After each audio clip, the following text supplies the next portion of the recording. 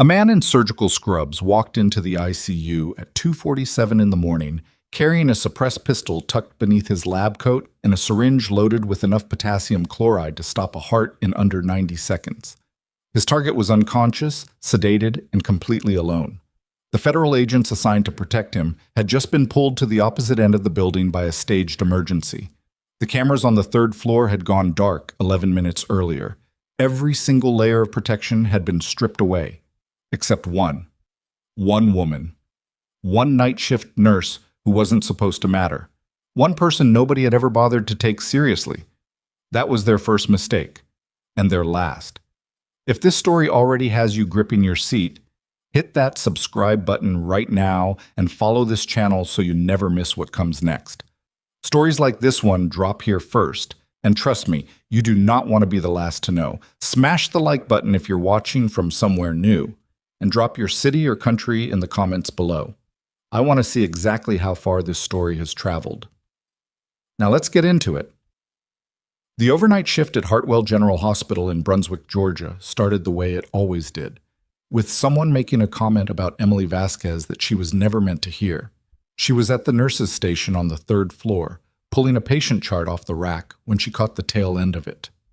Dr. Marcus Pendleton, one of the senior attending physicians in the ICU, was talking to a resident just around the corner of the corridor. His voice carried the way voices do when a man has never once in his life felt the need to lower it. Night shift supervisor wants to put her on the critical case in room 9, he was saying. I told her no. Vasquez is fine for vitals and IV changes.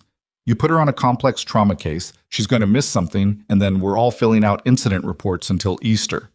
The resident laughed. A short, nervous laugh. The kind that means I don't entirely agree, but I'm not going to say that to your face. Emily pulled the chart she needed and walked back to her station without looking around the corner. She had stopped being surprised by Marcus Pendleton about 4 months ago. The man had been attending at Hartwell for 11 years, and in those 11 years he had apparently decided that night shift nurses existed primarily to do the work that didn't require thinking. He called her the overnight girl in front of patients twice. The second time, she had very calmly written it in her shift notes. Nothing came of it. Nothing ever did. She set the chart on the desk, uncapped her pen, and began writing. Her handwriting was precise. Small, controlled letters in perfectly even rows. A hospitalist who had worked with her 3 months ago told her once that her documentation was some of the cleanest he'd ever read. She had said thank you and gone back to work. That was mostly how Emily operated. She noticed things. She wrote them down. She went back to work. The third floor of Hartwell General was a mixed unit, part general ICU, part step-down, with a short-stay surgical recovery section at the far end. Tonight it was running at 81% capacity, which meant the staff was lean and the hallways were quiet in the specific way that quiet hospitals are quiet. Not peaceful, just suppressed, like something holding its breath. Emily made her first full round at 11:15. She checked drips, assessed pressures, talked to the one patient who was awake and anxious, a 63-year-old retired schoolteacher named Dorothy, who was recovering from a bowel resection and was convinced her IV line was infected. Emily looked at it carefully, explained what she was seeing, and stayed an extra 4 minutes until Dorothy's shoulders came down from around her ears. At 11:40, the patient in room 9 was transferred in. She wasn't told much about him. The charge nurse, Priya Okafor, pulled Emily aside near the medication alcove and spoke quietly. Federal hold, Priya said. DOD involvement. He's listed under a cover name. Patient record says Daniel Warren, but that's all we're getting. He came in through the ER about 40 minutes ago, blunt force trauma to the skull, 2 cracked ribs, and what looks like a through-and-through GSW to the left shoulder that somebody already field-dressed before he got here. Emily processed that. Who field-dressed it? Nobody knows. He was dropped off at the ambulance bay. No ID on the car. Plates came back stolen. Okay. What's his access restriction? ICU staff only. No family contact, no visitors, nothing without a federal badge. We've got 2 agents posted downstairs. They checked in with the ER about an hour ago. Priya paused. Pendleton's primary on him. He said you can handle overnight monitoring, but any clinical decisions go through him directly. Emily nodded. She didn't point out that Pendleton had gone home 2 hours ago and wasn't answering his personal line on a good day, let alone at midnight. She went to room 9. The man they were calling Daniel Warren was in his mid-30s, heavily built across the shoulders in a way that wasn't gym muscle. It was load-bearing muscle, the kind that came from years of wearing weight and moving fast in it. His hands, even at rest, were the hands of someone who had spent a long time outdoors in harsh conditions. The knuckles were scarred in that particular pattern she recognized without consciously registering it. Small, irregular marks, not from fighting, from equipment, from climbing and rappelling and catching yourself on rocks in the dark. She checked his pupils, equal and reactive. She assessed his breathing, his pressure, the drainage around the wound site. The field dressing was professional. Military-grade hemostatic gauze, applied with pressure and precision. Whoever had put it on him knew what they were doing. She reset his IV drip, updated his chart, and left the room. In the corridor outside room 9, she stood still for a moment. Something felt wrong. She couldn't have put it into a sentence yet. It was the particular texture of a situation that didn't quite fit together. The unmarked car, the cover name, the pre-hospital wound treatment, the federal presence that was conspicuously confined to the floor below. She had learned a long time ago not to dismiss that feeling, not to explain it away with logic or defer to the hierarchy that told her somebody else was handling it. She went back to the nurse's station and pulled the security contact list. At 12:30, Dr. Pendleton's resident, a young man named Gareth Wolfe, came through on rounds. He was 29 years old, earnest in the way residents are earnest in their second year, still slightly stunned by the reality of the work, still trying to figure out the social architecture of the floor. "You're watching the federal patient?" he asked, pausing at her desk. "Monitoring," she said. "Yes." "Any changes?" "Stable. Blood pressure's trending a little low, and I adjusted the fluid rate. I'd want Pendleton to know before morning if it doesn't come up." Gareth made a note. Then he hesitated. "You know Pendleton's going to say you should have paged him tonight." "I know." She looked at him evenly. "I'll page him if the situation changes. Right now I'm watching a trend." He nodded slowly. She could see him trying to figure out how much to push. He was not a bad person, Gareth Wolfe. He was just trained to default to whoever was loudest in the room. And in this hospital, that was usually Pendleton. "Just—" He stopped. "Keep me posted, I guess." "I will." He left. Emily went back to room 9 at 1:15 and stood at the doorway for a long moment before going in. The man's breathing was unchanged. His color was reasonable. The monitors were doing what monitors did. She checked the hallway again, both directions. The floor was quiet. She went in and did a secondary assessment, unhurried, methodical. Checked his wound drainage, checked the consistency of his blood pressure across 3 readings. There was a slight asymmetry she didn't like, left side marginally lower than right. She made a note of it. She was recapping her pen when she noticed the edge of something under the left side of his hospital gown. She looked more carefully. Beneath the standard issue cotton, against the skin of his left upper chest, there was the faint rectangular outline of something thin and rigid. She didn't touch it. She wrote the observation in her chart notes with the exact time. She went back to the station and called down to the lobby to confirm the federal agents were still on site. The security desk said yes. 2 agents, ground level. She called down again at 1:50. Same answer. At 2:19, both agents were redirected to the second floor because of a reported altercation in the step-down unit. Emily found out about this not from security, not from the federal agents, and not from any official channel. She found out because she was walking past the stairwell when she heard the radio crackle and caught enough of it to understand what was happening. She stopped moving. She replayed what she'd heard. A reported altercation. She had been on this floor for 6 hours. There was nothing happening in the step-down unit. She had just checked down there 20 minutes ago. She turned around and walked quickly, not running, not yet, back toward the nurse's station. She pulled up the internal security camera feed on the monitor at her desk. The software was clunky, the kind that hospitals bought in 2016 and never updated, but it worked. She clicked through the feeds. 3rd floor, east corridor, clear. 3rd floor, west corridor, clear. 3rd floor, room 9 camera, black. The feed for room 9 had been dark for at least several minutes. The timestamp in the corner was frozen. Emily was already moving. She didn't take the direct route. She went through the supply corridor that ran parallel to the patient rooms, came out at the far end of the hall, and approached room 9 from the west. She moved quietly, not tiptoeing, not the performative silence of someone trying to be sneaky, just the automatic economy of motion of someone who had spent years learning how to move without announcing herself. She stopped outside the door. The gap at the bottom showed a sliver of light, the room's ambient monitoring light, always on, and something else, a shadow that moved. She pushed the door open. The man standing at the patient's bedside was wearing surgical scrubs, a white coat, and a stethoscope positioned backward around his neck. His hands were gloved. In his right hand, he held a syringe, cap already removed, needle pointed upward. With his left hand, he was reaching beneath his coat. He stopped when he heard the door. He turned slowly. He was about 40, athletic, with the controlled stillness of someone very comfortable in dangerous situations. The kind of stillness that isn't calm, it's calculation. His eyes moved over her once, a complete assessment in under 2 seconds. Emily stood in the doorway. She was 5'4". She was wearing navy blue scrubs, a hospital badge clipped to her breast pocket, and non-slip nursing shoes. She had a pen in her front pocket and a small flashlight on a lanyard around her wrist. She looked, to any reasonable observer, like exactly what she appeared to be. That was the second mistake. "You're not on this patient's care team," she said. Her voice was flat. Not aggressive, not frightened, just stating a fact. He tilted his head slightly. The hand beneath the coat moved. "And you are?" he asked. "Emily Vasquez, night shift, 3rd floor."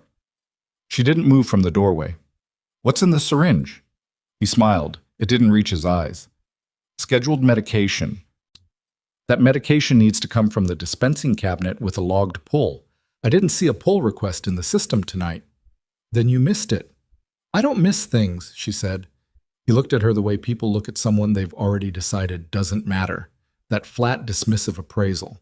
The same look she'd gotten from Pendleton, from a dozen doctors over the years, from every person who had looked at her scrubs and her badge and her face and decided the equation was simple. "Go back to your station," he said. His tone was that of a man addressing someone significantly below him on a food chain he was very certain about. "I'll be done in a few minutes." Emily's eyes went briefly to the patient in the bed, still sedated, chest rising and falling in slow, medicated rhythm. The hand she could see was slack against the mattress. She looked back at the man in the coat. "No," she said. His expression shifted. The smile stayed, but the quality of it changed completely. "That's going to be a problem for you," he said quietly. His left hand came out from beneath the coat. What happened in the next several seconds was not something Emily decided to do in any conscious, step-by-step way. It was the result of muscle memory laid down across 8 years of training and deployment, a framework so deeply encoded that her body moved before her mind finished processing the threat. He raised the weapon. She was already inside his reach. Her right hand came up and struck the inside of his wrist at the precise point where the radial nerve runs closest to the surface. Not a dramatic blow, not theatrical, just a compact, accurate impact that sent a jolt of dead numbness up his forearm and caused his grip to open involuntarily. The suppressed pistol dropped, and she caught it with her left hand before it cleared his fingertips, stepping into him simultaneously to eliminate his range and take away the space he needed to recover. He was fast. She knew he would be. He pivoted, tried to use his size and momentum to throw her off. She let him move, actually helped him move, redirecting his weight rather than opposing it.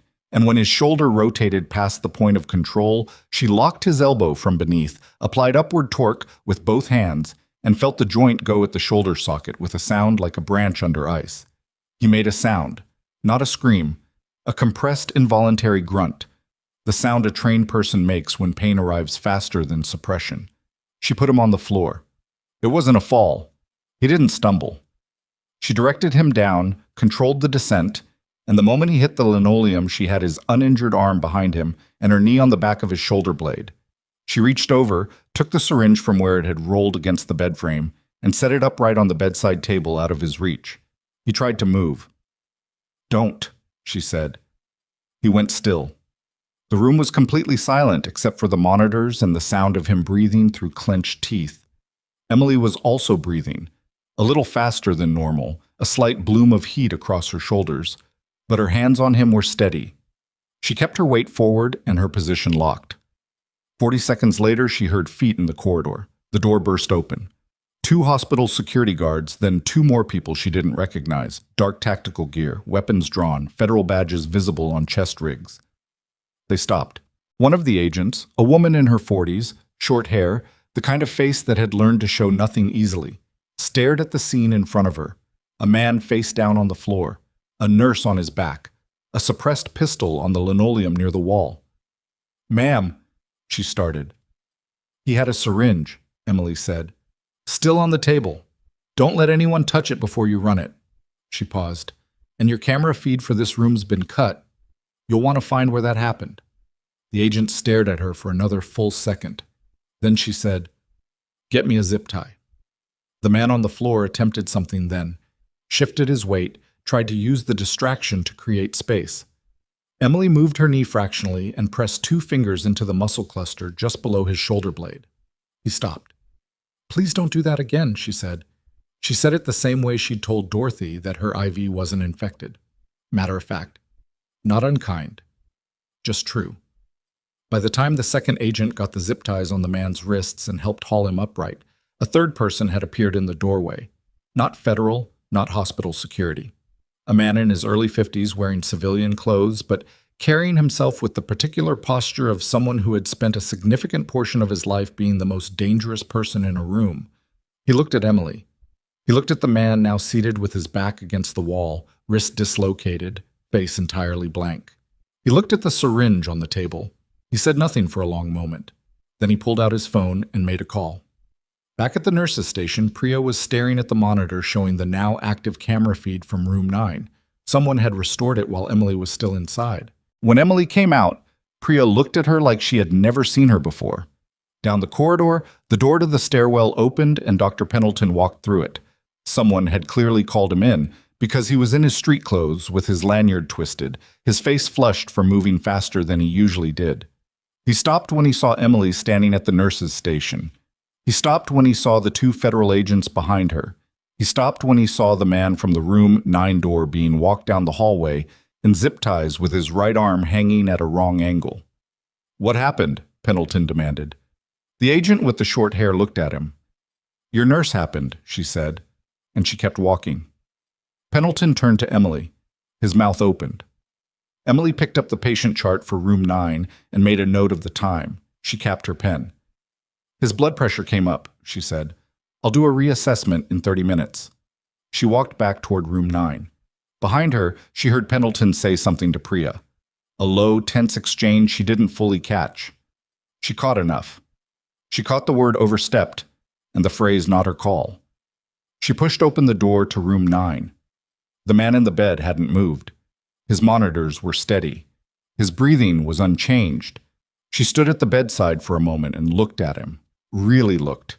The way she'd learned to look at patients who couldn't speak for themselves. Looked at the faint line under the gown, the field dressing on his shoulder, the hands that told their own story. Whatever he was carrying, someone had very badly wanted to make sure he never woke up to deliver it. Whatever he was, she had just made an enemy of the people trying to kill him. She checked his pressure. She noted it in the chart. She was still writing when the man in civilian clothes appeared in the doorway again. He looked at her for a long moment without speaking. She looked back. "What's your name?" he asked. "Emily Vasquez." He nodded slowly. "How long have you been at Hartwell?" 14 months. Another pause. "Before that?" She held his gaze. "I think you already know." He didn't answer. He looked at the patient, then back at her. Something shifted in his expression. Not surprise exactly. More like confirmation of something he'd suspected but hadn't been sure of until now. "Don't go anywhere tonight," he said. He left. Emily turned back to the chart. Her pen moved steadily across the page. Neat, even letters, exact times, precise observations. Whatever was coming next was already in motion. She could feel it in the particular quality of the silence that had settled over the floor. The held breath kind. The kind that meant everyone around her was processing a version of events they didn't yet have the context to understand. She finished the chart entry. She set the pen down. Then she walked to the small window at the end of the room and looked out at the dark Georgia sky. And for a brief moment before she turned back to work, she let herself feel the weight of what she'd carried quietly for 14 months in this building. Not bitterness, not quite pride, just the knowledge of what she was.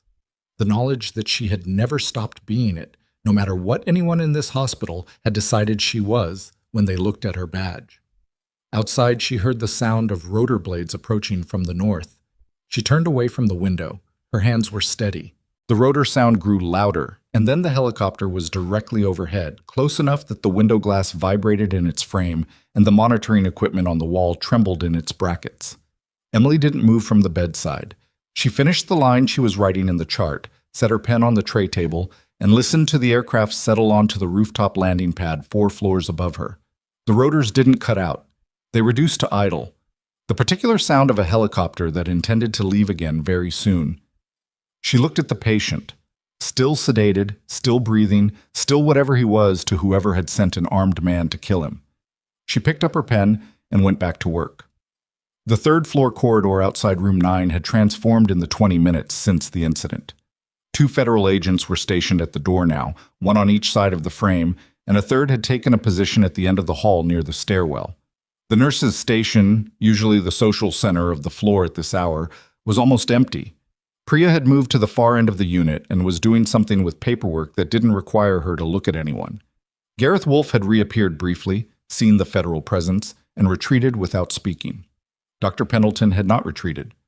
He was standing at the nurses' station when Emily came out of room 9, and his expression had cycled through several versions of itself before landing on something controlled and professionally neutral, which on his face looked about as natural as a fire blanket on a chandelier. "We need to talk," he said. "I'm doing rounds," she said. "Now, Emily." She stopped. She turned and looked at him. He was a tall man, gray at the temples, with the kind of face that had spent decades being authoritative at people and had gotten very good at it. He was not, fundamentally, a cruel person. He was something almost more difficult, a person who had been competent for so long in environments that rewarded a specific kind of confidence that he had simply never developed the muscle for doubt. "Then talk," she said. He glanced at the federal agents, lowered his voice. "What you did in that room was outside your scope. You intervened in a federal security situation without authorization and without notifying the attending physician." "I called downstairs twice," she said. "Both times confirmed security was on site. When I identified a threat to the patient, I acted." "You physically engaged with someone." "He had a syringe at the patient's IV line and a suppressed firearm he was drawing. What would you have done?" He opened his mouth, closed it. This isn't about what I would have done." "Then what is it about?" He looked at the agents again. His jaw worked slightly. "I'm going to need a full incident report." "I already filed it," she said. "Time-stamped at 2:41. You can pull it from the system." She paused. "Is that everything?" The question wasn't aggressive. It was sincere, and it was somehow worse for it. Pendleton looked at her for a long moment, with the expression of a man trying to locate the exact place where the ground had shifted. "For now," he said. She nodded and went back to her rounds. The man in civilian clothes reappeared at 2:58. He came through the stairwell door and walked directly to Emily without stopping at the desk or announcing himself to anyone. Up close, he had the look of someone who had spent significant time at altitude, dry skin, eyes slightly creased at the corners from squinting into wind or sun or both. He was carrying a thin folder and a cold cup of coffee he didn't appear to be drinking. "They're coming down," he said. Not to explain, just to tell her the way you tell someone when information is relevant to them. "Who is?" "People who need to talk to you." He paused. "I'm Harlan Briggs. I'm with the Defense Intelligence Agency. We've been running protective coverage on your patient since he was extracted from a situation in the Western Pacific 4 days ago." Emily looked at him. "Your coverage has a gap." "Yes." He said it without any defensiveness, which surprised her slightly. "It does. That gap was engineered, which means someone with access to our scheduling and our radio frequencies fed tonight's operation. We're working it." He looked toward room 9. "The man you put on the floor is being processed right now. He's not talking yet, but he will." A beat. How did you know? She thought about how to answer that. The camera was down in his room. That shouldn't have been visible from your station. I checked it manually. I check all feeds on my floor every hour. It's not in my job description. She paused. It should be. Briggs looked at her with the expression of someone recalibrating something. The stethoscope, he said. You saw it was backward. That and the boots. Those aren't surgical shoes, and his scrubs were too new. No wash fade, no pilling at the cuffs. Someone dressed him for the role in a hurry. She didn't say it wasn't hard to see. She didn't say anything extra. Briggs nodded slowly. Staff file says you were Army, he said. It says what it says. 14 months at Hartwell. Before that, Fort Benning. Then a forward surgical team in eastern Afghanistan. Then he stopped himself, looked at her. You know I know. Then you don't need me to confirm it. He almost smiled. Not quite. No, I don't. He tucked the folder under his arm. The people coming down are going to have more questions than I do. That's fine, she said. I have a patient to monitor. He looked at her for another beat, something working behind his eyes that wasn't quite admiration and wasn't quite assessment, something between the two. Yes, he said. You do. He moved back toward the stairwell. At 311, the elevator at the end of the corridor opened and 4 people stepped out. 2 were in uniform, Army, senior rank, Ranger tab visible on one, Special Forces on the other. The third was a woman in a dark suit carrying a briefcase and the particular expression of someone from a legal or intelligence oversight function. The fourth was a man in his late 40s, civilian clothing, no visible identification, who walked in the way that people walk when they are used to rooms reorganizing themselves around them. They went directly to Hartwell's small family consultation room across from the nurse's station. Priya appeared at Emily's shoulder. They're asking for you, she said quietly. Emily finished the medication record she was updating, capped the pen, went to the consultation room. It was a small space, 2 chairs, a couch that had seen better years, a fake plant in the corner, a box of tissues on the table that was more institutional reflex than genuine comfort. The 4 people from the elevator were standing, which made the room crowded. The man who walked like rooms reorganized around him looked at Emily and said, Sergeant First Class Emily Vasquez, 75th Ranger Regiment, then attached to 1st Special Forces Operational Detachment, 3 rotations. She didn't correct or confirm. She waited. Medically retired, he continued, 14 months ago. He paused on the word medically in a way that wasn't unkind but was precise, like pressing on something to test whether it held. Then Hartwell General. Yes, she said. You want to walk me through what you saw tonight? She did, cleanly, chronologically, without embellishment. She told him about the camera feed, the boots, the stethoscope, the syringe, the weapon. She told him what she'd done and why, in the order she'd done it. She didn't use the word neutralized or any of the vocabulary she'd left behind 14 months ago. She used nursing language, the subject, the situation, the patient's safety. And the people in the room noted the choice. When she finished, the woman with the briefcase made a brief note on a tablet. The Special Forces officer with the Ranger tab said, The joint was dislocated, not broken. Yes, Emily said. That's a controlled application. She looked at him. He was going to talk to you eventually. I didn't want to complicate that. A pause. He hasn't yet, the Ranger tab officer said. He will. There was something in the room after that. A shift in the air pressure, almost. The 4 people exchanged glances in the practiced way of people who had worked together long enough that conversation happened mostly below the surface. The man who made rooms reorganize said, The patient in room 9 is Commander Rowan Taiga, Navy, SEAL Team 8. He was extracted from a joint intelligence operation that was compromised 6 days ago. He's carrying evidence of that compromise, not physically, in memory. Things he can testify to when he's stable enough. Emily held that information. Someone with access to sensitive operational timelines put tonight together, he continued. Engineered the distraction, cut your camera, rerouted our agents. That's not improvised. That's someone who knew exactly what our protocol looked like. He paused. The man you stopped was confirmed as a contract operator. No state affiliation we can identify yet. Third-party acquisition. He looked at her steadily.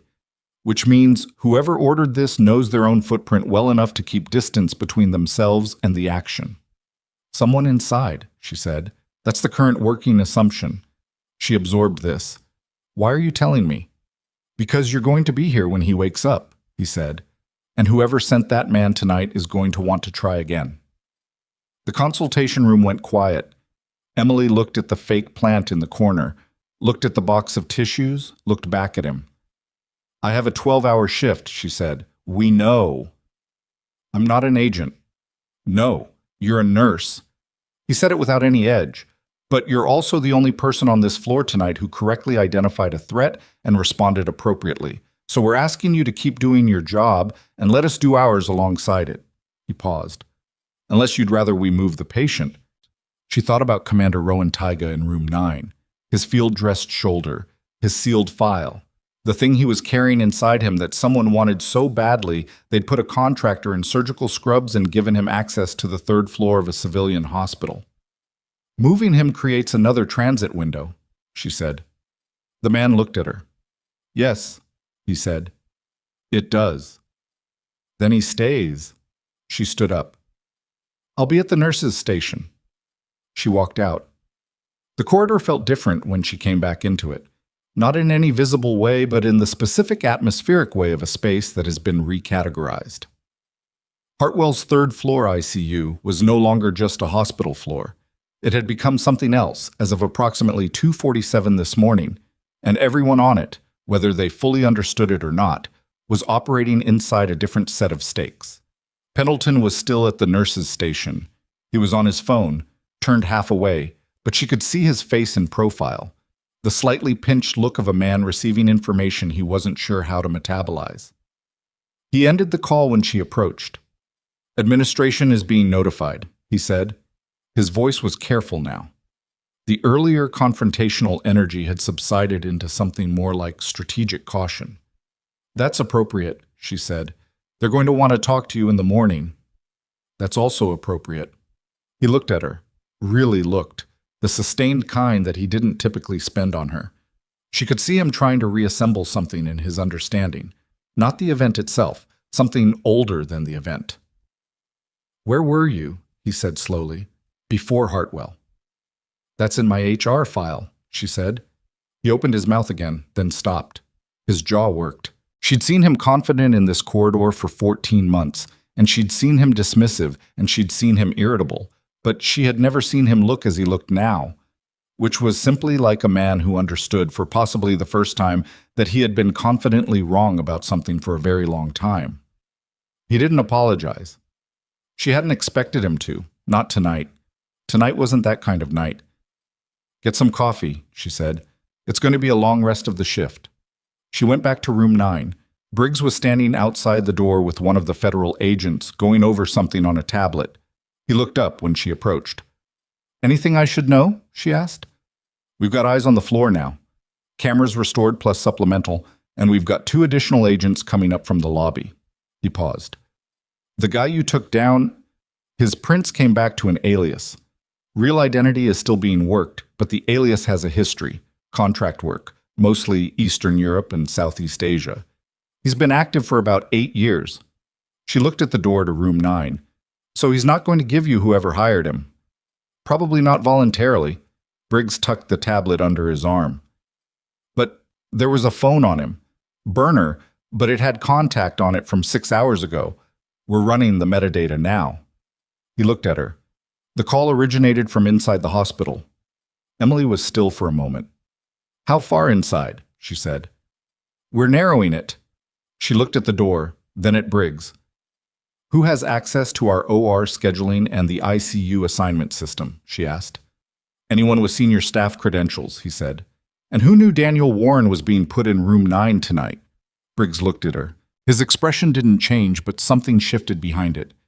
The charge nurse, the ER attending who triaged him, and the attending physician of record, she said. Briggs said nothing. She looked at him steadily. I'm not accusing anyone. I'm telling you the pool is smaller than you might think. He was quiet for 3 seconds. Then, we know. She went into room 9. Commander Rowan Taiga was still unconscious, his chest rising and falling in the slow cadence of someone under sedation, but his color had improved slightly from her last check, and his blood pressure had stabilized in the range she'd been working toward. She stood at his bedside and did her assessment without rushing. Pressure cuff, drainage, wound site, pupillary response. Everything held. She was checking his IV line when he moved. Not a dramatic shift, not the movie's version where someone rises suddenly from unconsciousness with a gasp. Just a slight tension in the forearm, fingers curling fractionally against the mattress. The subtle muscular response of a nervous system beginning to claw its way back toward surface. She leaned in slightly. "Commander?" she said quietly. Nothing. Then the smallest flicker behind his eyelids. "You're in a hospital. You're safe. Don't try to move." His eyes didn't open, but the tension in his arm changed, released just slightly, like something at the edge of hearing. She straightened. She wrote the time in the chart. Outside she could hear voices. The military people who had come down in the elevator, moving through the corridor, multiple conversations happening in controlled low registers. The night had its own momentum now, its own logic, and Emily was both inside it and watching it from a slight remove. She came out of room 9 at 4:15 and found Gareth Wolfe at the nurse's station trying to pretend he was reviewing charts while clearly listening to everything happening around him. "Go get some sleep," she told him. He looked up. "I'm on until 6. There's a cot in the resident lounge. You've got 45 minutes. She said it without cruelty. He looked young to her right now. Not incompetent, just young in the way that people look young when the situation around them has grown significantly larger than their experience of what situations could be. Is everything... He stopped, tried again. "Did you actually..." Another stop. "Go sleep," she said. "I'll get you if anything changes clinically." He went. At 4:52, Briggs found her in the medication alcove. His expression was different than it had been. There was a tightness around his mouth that hadn't been there an hour ago. "We've got a problem," he said. She waited. "The metadata on the phone contact." He paused. "It didn't come from hospital admin. It came from an office on the 4th floor. Medical staff only." "What office?" He looked at her. "Chief Medical Officer Suite." Emily held that. "Dr. Pendleton's supervisor," she said. "Yes." "Do you have anything more than a phone ping?" "We have the contact record and a secondary piece. About 20 minutes ago, one of our agents spotted a camera in the 4th floor corridor that was physically repositioned, pointed away from the CMO suite entrance." He looked at her. "Somebody moved it tonight, from inside the building, before the incident." She stood still in the medication alcove, the soft hum of the refrigeration unit behind her, the smell of antiseptic and plastic, and the specific flat cold of institutional air. "Does whoever's in that suite know you've identified it?" she said. "Not yet." "Then don't move yet." He looked at her sharply. "If they know you found the ping," she said, "they'll move whatever else they have. Let them think tonight was just a contractor failure." She paused. "Let them think it's still containable." Briggs was quiet. He was looking at her with the expression of a man who was recalibrating again. "That's not a nursing instinct," he said. "No," she agreed. "It isn't." He looked at her for a long moment. "We'll hold the approach for now," he said. He turned to leave, then stopped. "Vasquez." He didn't look back. "The contractor, the one you took down. He's asking for medical attention for his shoulder." "He should have that," she said immediately. Briggs turned slightly, surprised. "He's in custody," she said. "He gets care." She paused. "I can recommend the attending." "He won't want Pendleton." "Neither would I right now," she said. "Call the on-call ortho." Briggs moved away. Emily stood in the medication alcove for a moment longer. Outside the narrow window above the counter, the Georgia sky was the deep pre-dawn color that wasn't quite black anymore. A kind of charged dark, the sky accumulating its energy before the change. She'd seen that color from a lot of different windows, and from a lot of different positions over the years. From a cot in a tent at 4,000 feet. from the back of a helicopter over terrain that had no name on any map she was allowed to see. From a hospital window in Germany when she'd been the patient, briefly, before she'd signed herself out against medical advice and gone back. She breathed. She went back to work. At 5:30, Commander Rowan Taiga opened his eyes. Not all the way. Not clearly. They opened to half-mast and found the ceiling and stayed there, and Emily was at his side before he could try to move. "Still," she said, "don't reach for anything yet. You're okay." His eyes moved to her. The color was dark brown, bloodshot from the trauma, and they moved with the specific calculation of someone whose first conscious act in any new environment was to assess the threat level. She'd seen that look before. She knew what it meant and where it came from. "Hospital?" His voice was almost nothing, dry and fractured from the intubation tube that had been in and out of his airway. "Yes, you're secure." She reached for the water, helped him take a small sip. "Don't try to talk. You have at least one cracked rib, and your throat is going to be rough for a while." He looked at her. His hand moved, slowly, deliberately, to the left side of his chest. She put her hand over his gently. "It's still there," she said quietly. He held her gaze for a moment. Then something in his face let go. Not relief exactly, more like the release of a specific, sustained tension. A soldier standing down. "Who are you?" he rasped. "Emily Vasquez. I'm your nurse." He was quiet for a moment. She could see him working through the sedation haze, pulling himself toward coherence through sheer will. "Something happened tonight," he said. "Not a question." "Yes." "Stopped?" "Yes." He looked at the ceiling again. His jaw worked. "How?" he said. She looked at him calmly. "There was a nurse on duty." A long pause. His eyes came back to her. He was still putting it together. She could see it happening behind his eyes, the slow reconstruction. And then something else appeared in his expression, something she didn't fully expect. Not surprise, not confusion, concern. "They'll try again," he said. "I know," she said. He tried to move, pushing himself upward against the mattress with one arm. She put a firm hand on his shoulder and held him down with exactly enough pressure. "Not yet," she said. "You don't understand what I—" "Commander." Her voice was quiet, but it landed precisely. He stopped. She met his eyes. "I understand the situation better than you think.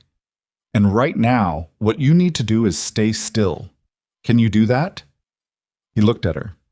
The calculation was back, like reading her, reading the room, reading whatever it was that people like him read when they were trying to understand what they were dealing with. His arm relaxed. "Yeah," he said. The word was almost nothing. "Good." She went back to charting. At 5:47, she heard footsteps in the corridor that were different from the federal agent's footsteps. Purposeful, but civilian fast. She looked up. Dr. Avery Tolman, Chief Medical Officer of Hartwell General, was walking toward the nurses' station in a cashmere coat and a face arranged into professional concern. He was 61 years old, silver-haired, and moved through the hospital the way men of his stature moved through things they owned. Not quickly, not urgently, but with a settled authority that expected the world to organize itself around his arrival. He hadn't been called in. Nobody on the third floor had called him. He had come on his own. Emily watched him come down the corridor and felt the air on the floor change in the specific way that a room changes when something has crossed over from threat to evidence. She looked at Briggs, stationed near the stairwell. He had already seen Tolman. His hand was at his radio. His eyes found Emily's, and in them was a look she recognized from a completely different life. The look of a person holding still, because moving too soon would cost them everything they'd built toward in the last several hours. Tolman reached the nurses' station. He looked at Emily with the polished, practiced expression of a man in complete control of his narrative. "Ms. Vasquez," he said, "I heard there was an incident tonight. I came to make sure staff were supported." He smiled, the kind of smile that boards of directors found reassuring. "Are you all right?" Emily looked at him. She thought about the camera on the fourth floor, repositioned in the dark. She thought about the phone ping 6 hours ago from an office 2 floors above her. She thought about the man in zip ties whose shoulders she had pulled apart in room 9, who had walked in with 2 new scrubs and the calm of someone who had been told the floor was secure. She thought about Rowan Taiga lying in room 9 with a cracked rib and evidence in his memory that someone in this building had spent considerable effort trying to bury. She kept all of that off her face. "I'm fine, Dr. Tolman," she said. "Thank you for coming in." She reached for her pen. "I was just updating the patient chart," she said. "Would you like to wait, or—" The stairwell door opened. Briggs came through it. He was not alone. Behind Briggs came 2 people Emily hadn't seen before, a man and a woman, both in dark jackets with federal identification already displayed on lanyards, moving with the specific economy of people who had been awake for a long time and had learned to operate cleanly inside that state. Behind them came the man who made rooms reorganize, whose name Emily still didn't have, and behind him came someone in army dress uniform whose rank insignia Emily clocked in under a second, Brigadier General with a JAG branch identifier on the lapel, a military lawyer, at 5:47 in the morning. Tolman turned at the sound of the stairwell door. His expression held for a beat, the practiced version, the board of directors version, and then something shifted in it that was very small and very telling. Not fear. More like the micro recalibration of a man who had walked into a room expecting to hold all the cards and had just noticed the deck was different than he remembered. He recovered quickly. "Agent Briggs," he said smoothly, "I was just checking on our staff." "Dr. Tolman." Briggs stopped about 6 feet away. He didn't extend his hand. "We actually need a few minutes with you." "Of course." Tolman's smile didn't waver. "My office?" "Here's fine." A pause. Brief, loaded. "Here," Tolman repeated. His eyes moved around the corridor.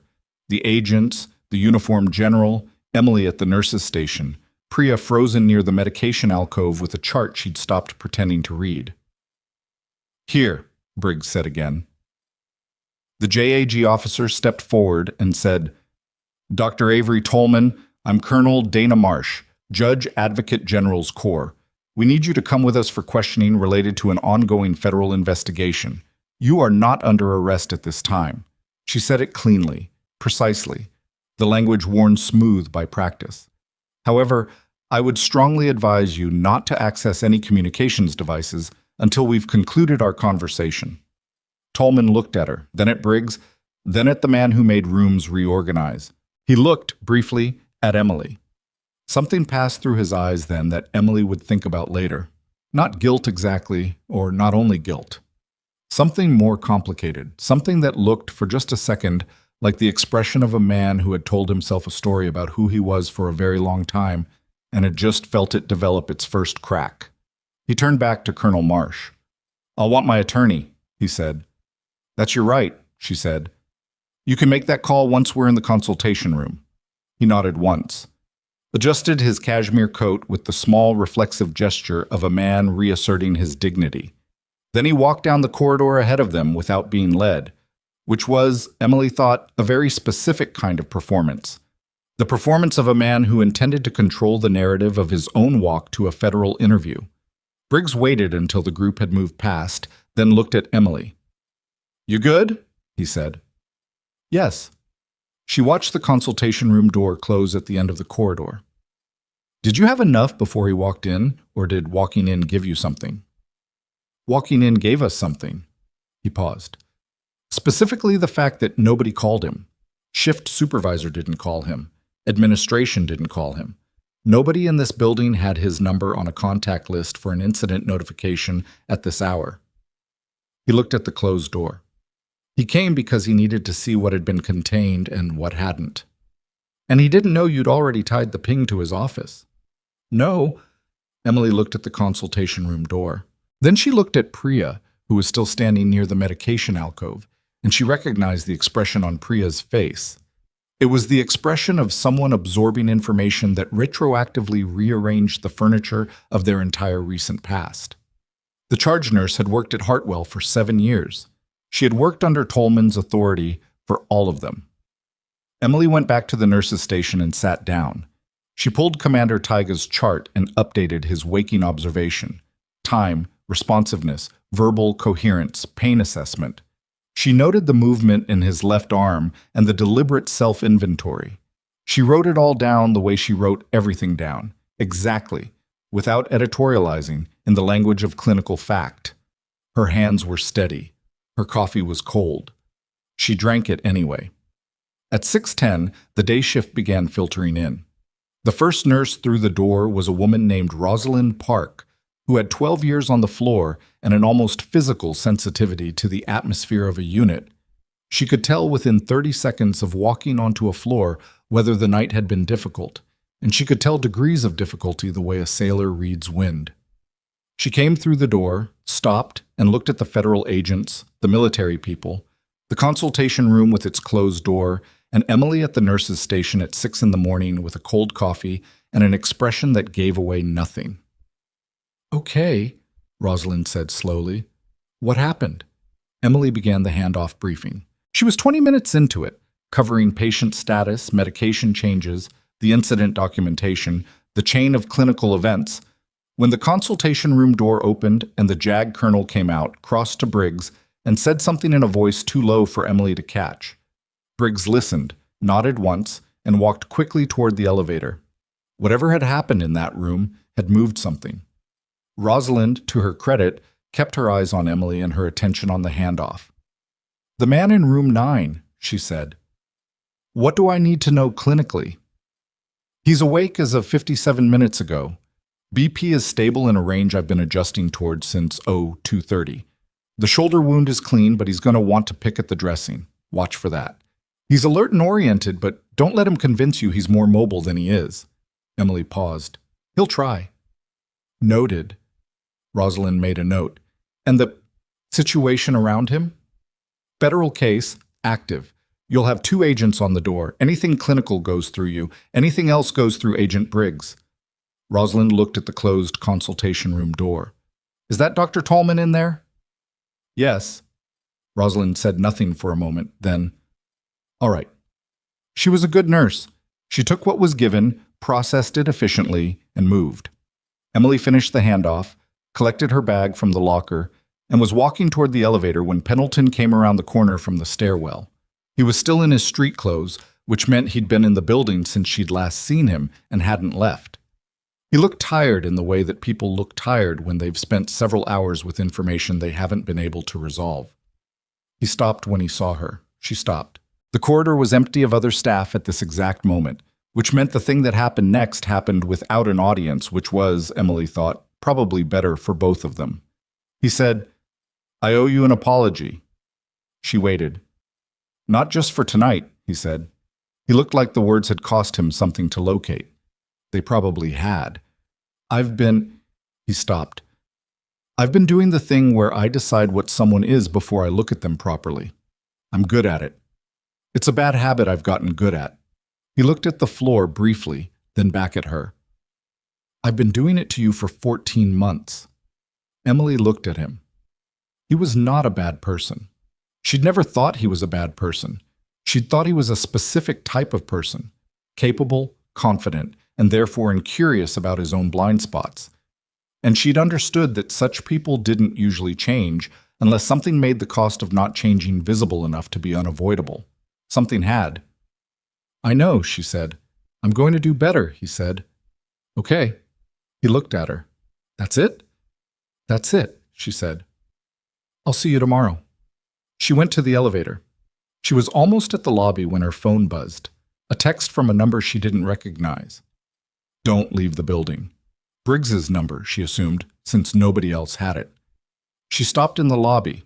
She turned around. She went back upstairs.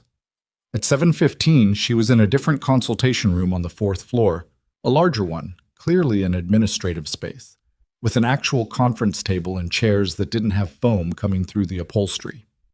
The man who made rooms reorganize was at the head of the table. Colonel Marsh was to his right. Briggs was standing near the window, and next to him was someone new. A woman in civilian clothes who carried herself with the particular posture of someone whose job involved being unremembered. Not invisible, just unmemorable. The kind of person whose presence in a room never quite registered until after they'd left it. Emily sat down. Dr. Tolman is being taken into federal custody, the man at the head of the table said. No preamble. He made several statements during the interview that implicated himself in a communication chain that goes back approximately 11 months. He wasn't the originating source of the breach. He was a conduit. Someone used him. Used him how? Emily asked. Financial pressure, initially.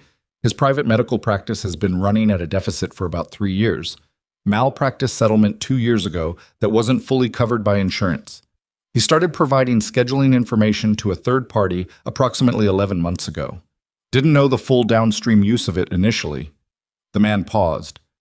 By the time he did, he was in deep enough that stopping felt more dangerous than continuing. Emily sat with that for a moment. The texture of it. A man not fundamentally criminal, but fundamentally cornered, and the ways those two things could produce the same outcomes. Who was he passing to? She said. That's what we're working, Briggs said from the window. The chain above Tolman is still opaque. What we know is that whoever is at the top of it had enough access to operational intelligence to know about Commander Taiga's extraction and his transit timeline. That's not a low-level contact. The woman who carried herself to be unremembered spoke for the first time. Her voice was precise and slightly flat, the voice of someone who'd learned to drain effect out of delivery because effect left traces. What we need, she said, is Commander Taiga to be stable enough to provide a full debrief before whoever sits at the top of that chain identifies that tonight's operation failed and moves to second contingency. Emily looked at her. What's second contingency? A pause. We don't know, the woman said. Which is the problem? Emily thought about Rowan Taiga in room 9. Awake now, with cracked ribs and a sedation hangover, and something locked in his memory that had already gotten people killed and would get more people killed if it didn't get out of him and into the right hands in time. What's his current clinical picture? The man at the head of the table asked. Improving, Emily said, but he's not ready for a full debrief. His cognitive load is going to be compromised by the sedation and the pain management we have him on. You push him too hard too fast, you're going to get fragmented. Recall that you can't trust the sequence of. How long? At his current trajectory. If we pull back on the sedation carefully and give him 4 to 6 hours to clear, you'll have better information in a longer session than you'd get from a degraded session in the next 90 minutes. Colonel Marsh made a note. That's a clinical recommendation, the man said.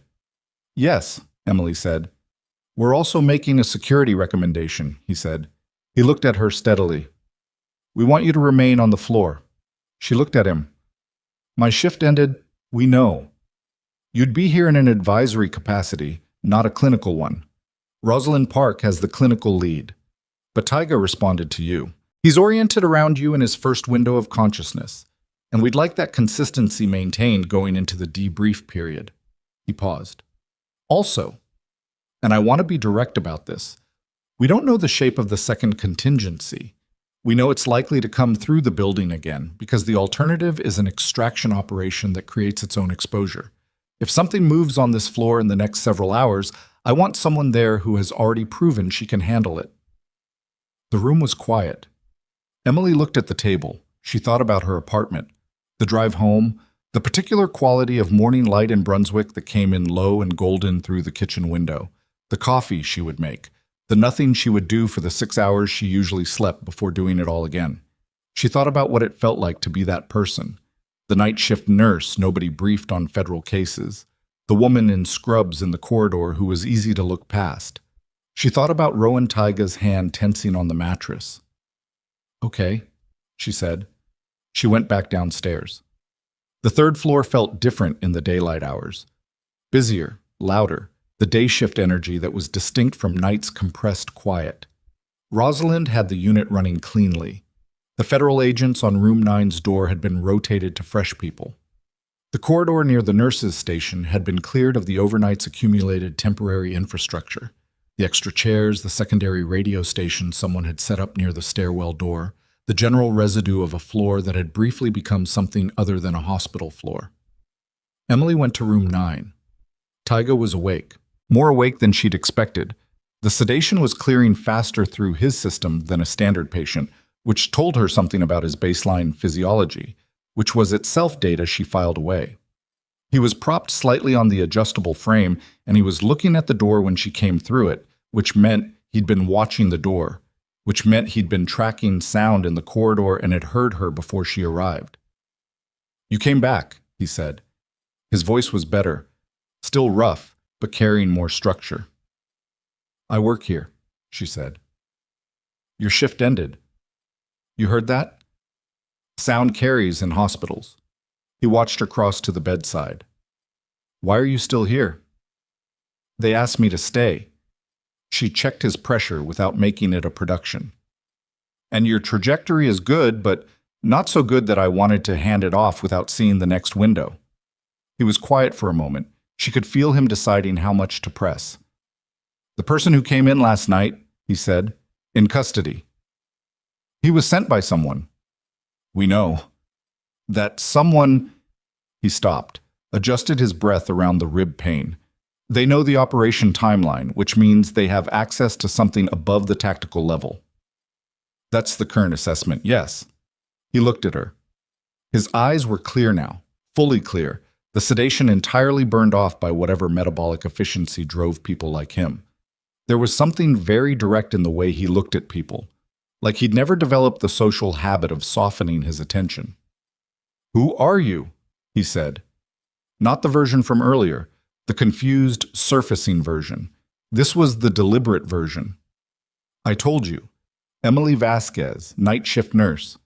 Before that, she held his gaze. Army. Specific. 75th Rangers, then FST, Forward Surgical Team, attached to Special Forces, 3 rotations. Something in his face shifted. Not surprise. He'd had time to think, and he'd clearly been using it, more like the settling of a conclusion he'd been working toward. "How long out?" he asked. 14 months. "What happened?" She looked at him. It was a direct question, invasive the way direct questions between people who came from similar places could be invasive. Not rude, just unfiltered.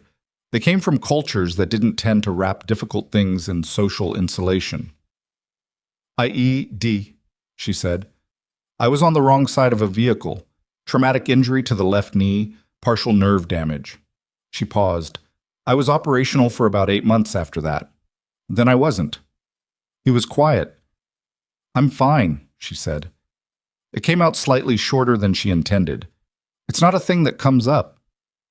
Except when you're taking down contractors in ICU rooms." "Except then," she agreed. He almost smiled. It was a ghost of something. She could see where it would have been on a face that wasn't managing pain and processing the residue of a compromised operation. "The thing I'm carrying," he said. He touched his left chest again, and she registered that it was now a deliberate gesture rather than an instinctual one. "It's not physical." "I know. They explained it to you." "Enough." He looked at the window. The morning light was coming through the blinds in horizontal slats, laying pale stripes across the foot of his bed. 6 people died on the operation that got me out," he said. His voice was flat, clinical. The way you said things when you'd decided the only way to say them was without color. 6 of my people. The operation was 3 weeks in planning, fully compartmented. There were 4 people who knew the full timeline and the insertion coordinates. Emily waited. "One of those 4 people," he said, "is currently on the Joint Chiefs." The room was very quiet. Emily looked at him. He looked back. "That's why," he said. "That's why they want me dead before I can say it in a room with a recorder running." She held the information, felt the weight of it, the particular weight of something that reorganized the scale of everything around it. What she'd stopped last night, what Briggs was working, what Tolman had been unwittingly feeding. It wasn't a contractor hit on a military witness. It was something covering a much larger surface. "Have you told Briggs?" she asked. "Briggs isn't senior enough for what I know." He looked at her. "The people who came down from the helicopter last night. Who were they?" DIA and Army, from what I could tell. The man running it, I don't have his name. "What did he look like?" She described him, the way rooms organized themselves around him, the coffee he carried and didn't drink, the face that had spent time at altitude. Tyga's expression changed. "That's Kessler," he said. "Douglas Kessler. He's DIA deputy, Counterintelligence Directorate." He paused. "If Kessler's running this personally, they already have a longer thread than they've told you." Emily processed that. "He told me the source chain above Tolman was still opaque." "Then he was managing what he told you." He looked at her steadily. "Not lying. Managing."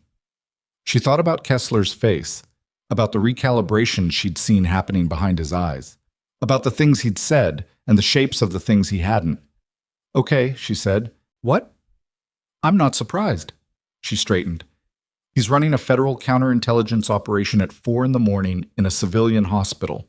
He's going to manage what he tells the nurse." Tyga watched her. "Does that bother you?" She thought about it honestly. "A little," she said. "But it doesn't change what I'm doing." He was quiet for a moment. "You're different than I expected," he said. "People usually are." She adjusted his drip rate, made a note, and was turning to leave when he said her name, just her last name, Vasquez. The way people from that particular background said names, stripped of prefix or title, person to person. She looked back. "Thank you," he said. She nodded once and went out. In the corridor, she nearly walked into Kessler. He was standing just outside the door, not eavesdropping, or if he had been, he was past the point of pretending he hadn't been. He looked at her with the expression of a man who had just received confirmation of something he'd been uncertain about. She looked back at him. "You heard," she said. "I was coming to tell you myself," he said. "I was waiting for a better moment." "He told me about the Joint Chiefs." Kessler's jaw moved slightly. "How much does he trust you?" "Enough to tell me. Whether he trusts me beyond that," she shrugged. "You'd have to ask him." Kessler looked at the closed door. "The debrief needs to happen in the next 3 hours, not 4 to 6. 3. We've had a development." Her attention sharpened. "What development?" He looked at her, made a decision visible in real time. "The phone that was recovered from last night's contractor. The metadata we were running. It had a second contact on it, made 31 minutes ago." She stared at him. 31. She recalibrated. He made contact from custody. He had a secondary device sewn into the lining of his jacket. We found it when we processed him at the federal holding facility. Kessler's voice was controlled, but there was something underneath it. Not panic, but the predecessor of panic. The recognition of a closing window. "The call was 43 seconds. We don't have the recipient yet. We're running it. If they know he's been taken, they know the operation failed and he's in custody." "Yes." He looked at her. "Which means second contingency is already in motion." Emily thought fast. Clinical facts first.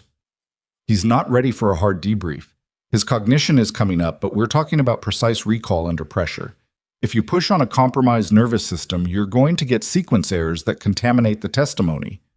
"I know that. But you need whatever he has in 3 hours. Less than 3. She looked at the door, looked at Kessler, made her own calculation. "Let me talk to him first," she said. "Not a debrief, a conversation. Give me 20 minutes and I'll tell you what he's capable of, and what sequencing will get you the cleanest account." Kessler held her gaze. "You have 15, he said. She went back into room 9. Tyga looked at her when she came back in. His eyes went past her to the closed door, and she saw him correctly read the changed pace of her movement. "Something happened," he said. "The contractor made a call 30 minutes ago from custody. Secondary device." She didn't soften it. "They know he failed. Second contingency is active." He was already pushing himself upright, and she put her hand on his arm.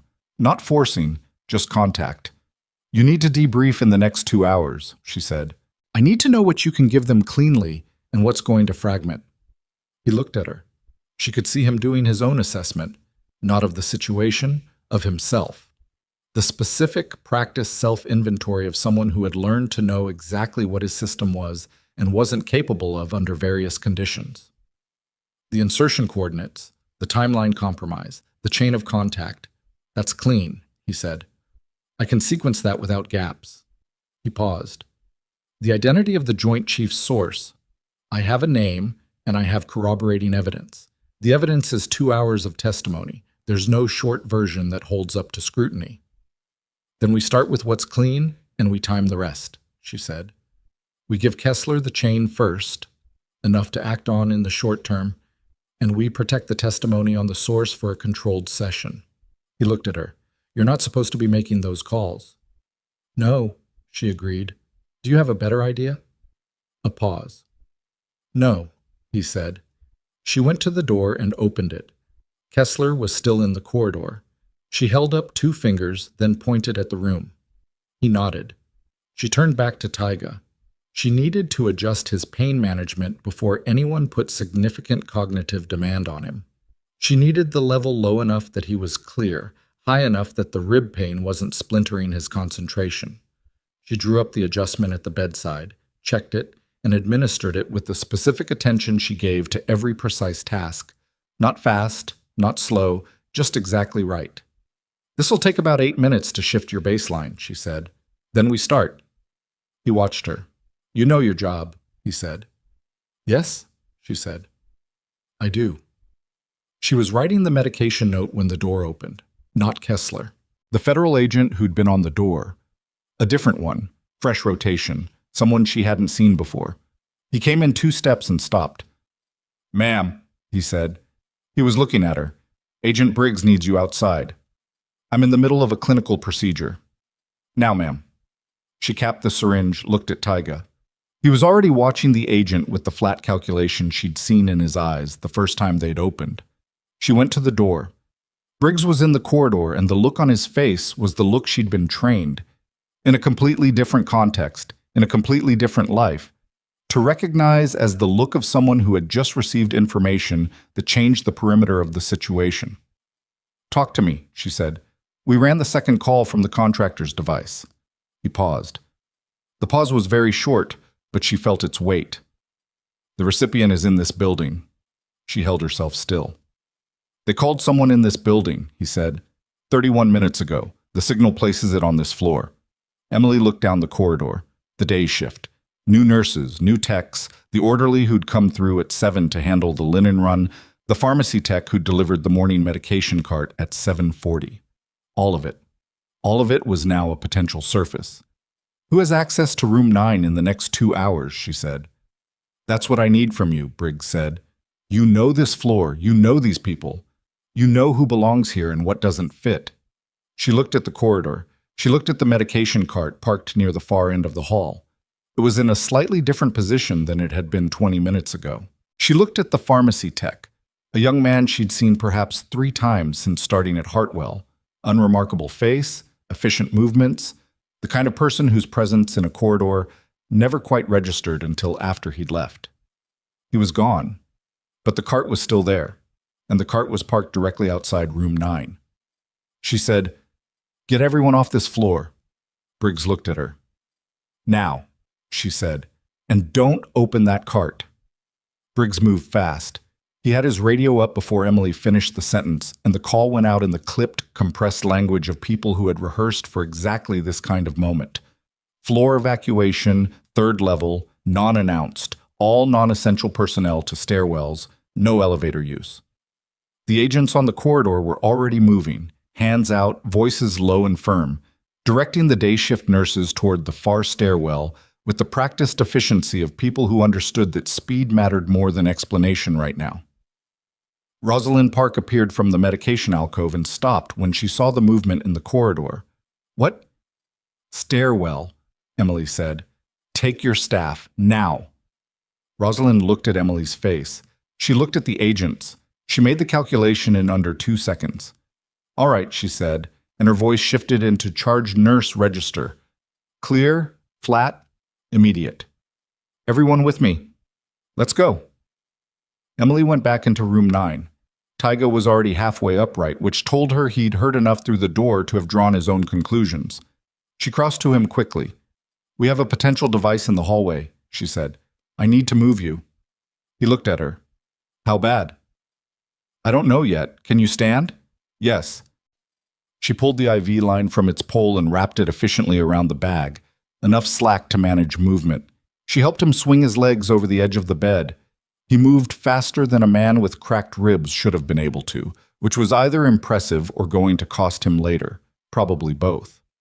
He got his feet under him and she put her left arm around his back, her right hand on his forearm, and they moved. He was heavier than he looked.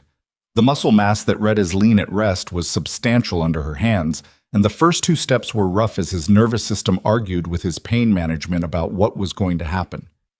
He didn't make a sound. He breathed through it in that specific way she recognized, short, controlled. In through the nose, the breath of someone who had learned to hold the pain to the side like a coat you're carrying rather than wearing. They got through the door. The corridor was mostly cleared. 2 agents remained. One near the stairwell holding it open, one positioned between them and the medication cart with his back to it and his eyes on the far end of the hall, which was the correct place to be watching because whoever had placed the cart and walked away was somewhere in the building and the question of where was not yet answered. They moved past the cart without looking at it. Emily didn't look at it. She looked straight ahead and she kept her arms steady around Tyga, and she moved at the pace he could sustain, which was faster than it should have been, and she let that go because the alternative was slower and slow wasn't available right now. They made the stairwell. The agent held the door. They went down 1 flight to the 2nd floor where Kessler was already positioned in the corridor with his phone to his ear and an expression that was doing its best to hold the line between controlled and something that was not controlled.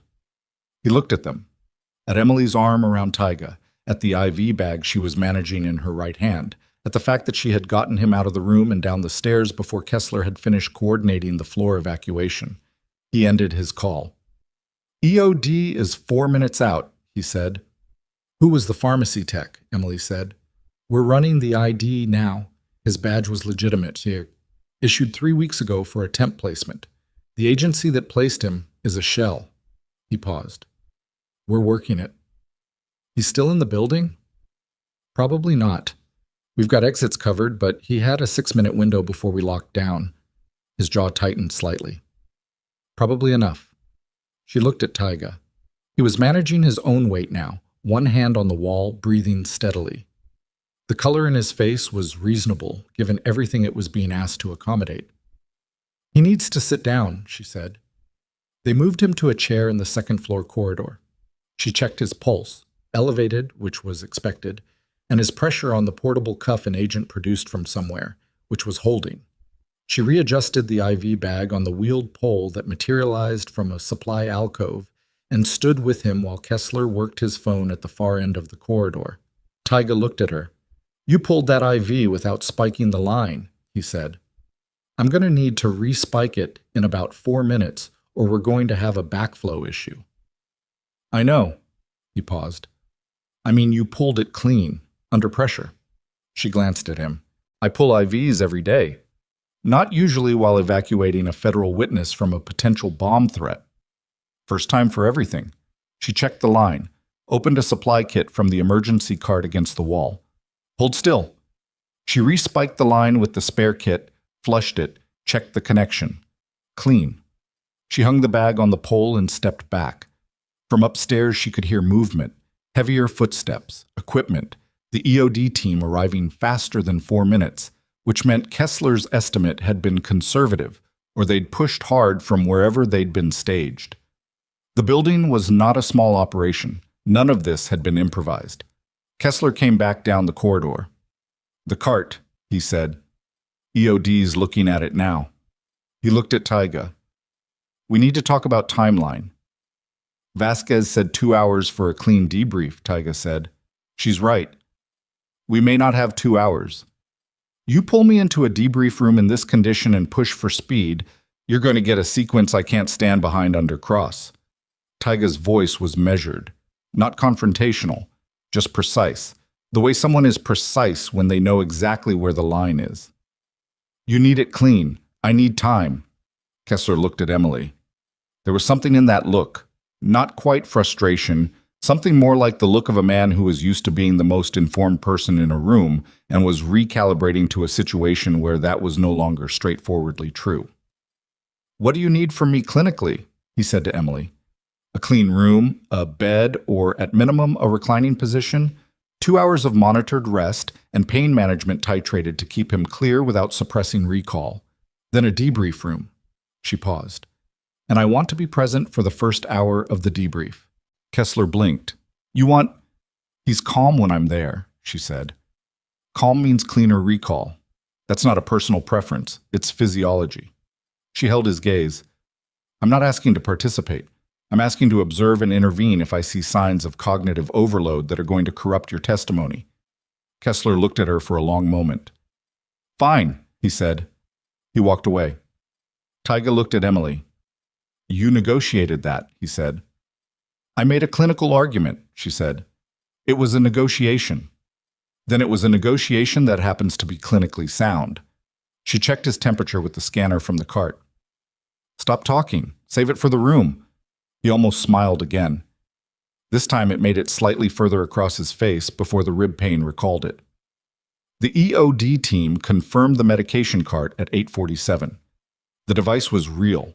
It was small, sophisticated, and positioned in the lower compartment behind a false panel that had replaced a section of the standard cart lining.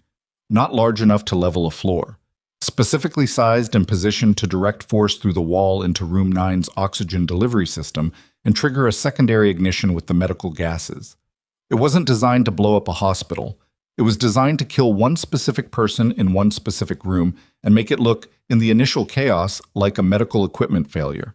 That level of specificity, the custom false panel, the knowledge of Room 9's exact gas layout, the timing, required someone who had been inside Hartwell General before. Recently. With access to the building schematics and the ICU equipment configurations. Emily heard this from Kessler 40 minutes later, delivered without embellishment, in the second-floor conference room where they'd established a temporary operations space. She was sitting at the end of the table. Taiga was in a reclining chair against the wall, eyes closed, doing the disciplined rest of someone who had learned to sleep in 2-hour windows in places far less comfortable than this. She listened to the assessment. When Kessler finished, she said, the false panel required fabrication. That's not something you do the night before. Correct. Briggs was at the whiteboard, which had a rough diagram of the third floor and a timeline in dry erase marker. We're looking at a minimum 72-hour lead time for the panel alone, probably longer. So before the contractor operation. Yes. He circled something on the board. The cart and the contractor were parallel tracks. If one failed, the other was already in place. He looked at her. Which means whoever is running this was never counting on a single point of failure. Emily thought about that. The patience of it. The architecture of a plan that had multiple layers running simultaneously, each invisible to the others, each capable of completing the objective alone. Tolman, she said, how much of this did he know? Based on his statements so far, not the device. He was a scheduling source. He didn't know the operational end. But he knew enough to come in at 5:47, she said. To assess. Yes. Kessler picked up his coffee, looked into it, put it back down. We think he was given a specific window to check in and report the status of the operation. When he walked onto the floor, he was looking for whether his patient was still alive or not. He didn't know exactly what had been deployed, just that something had been. He didn't look at the cart, Emily said. Kessler looked at her sharply. When he came down the corridor, she said, he didn't look at the medication cart. It was in his sight line when he came out of the elevator, and he didn't look at it. Most people glance at anything out of place in a corridor they know. He didn't because he either knew it was there, or he was deliberately not looking at something he'd been told was there. The room was quiet. Briggs wrote something on the board. That's not... Kessler stopped, started again. We'll need to put that in your witness statement. Write it down, she said. I'll sign it. At 10:20, in a secured conference room on the second floor that had been swept twice and had 2 agents outside the door and 1 inside standing against the wall, Commander Rowan Taiga began his debrief. Emily sat in a chair against the far wall. Not at the table. Against the wall, with a blood pressure cuff on the chair arm and a tablet with his current vitals open in her lap. She was there the way the wall was there. Present, functional, not the focus. The debrief was conducted by Kessler and Colonel Marsh.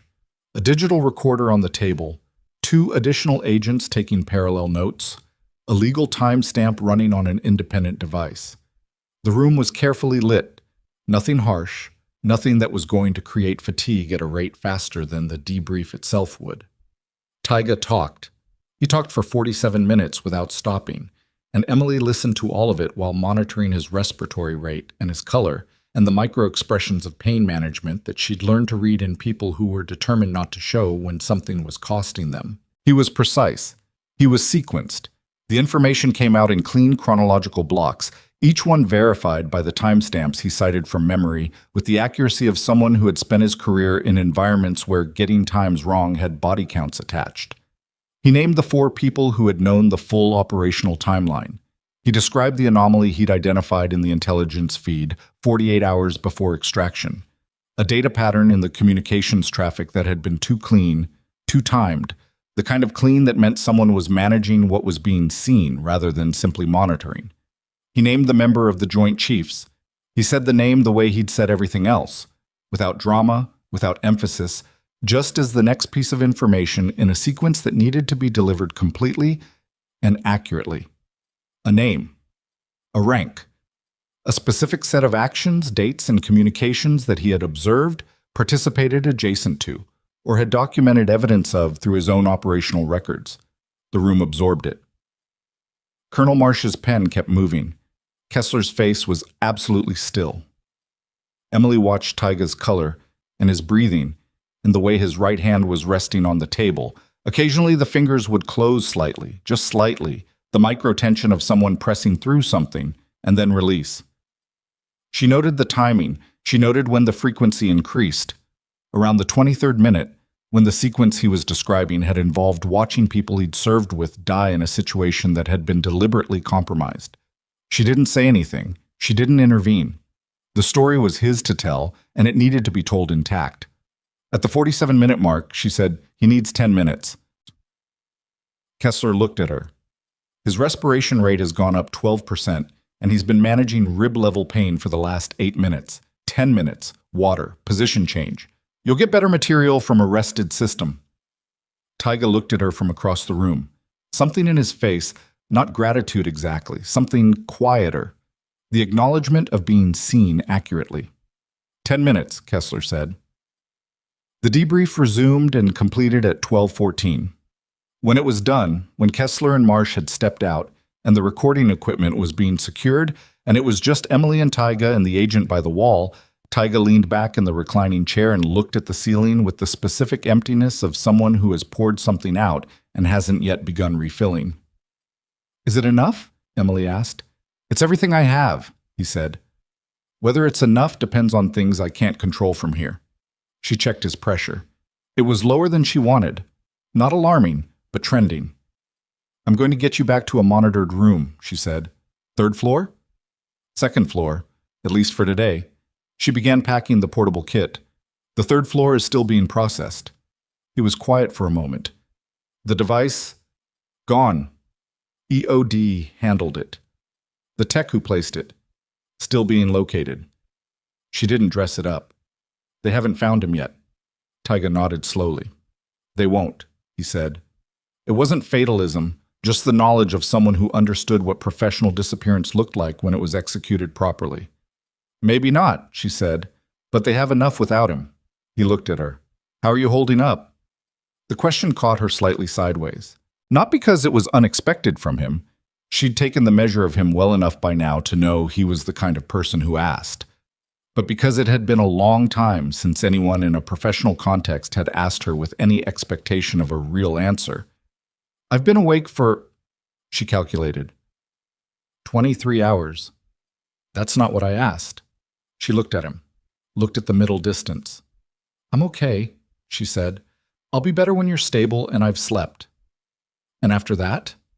She looked at him. "After that," she said carefully, "I'll go back to work." He was quiet for a moment. "At Hartwell?" "Yes." "After all of this?"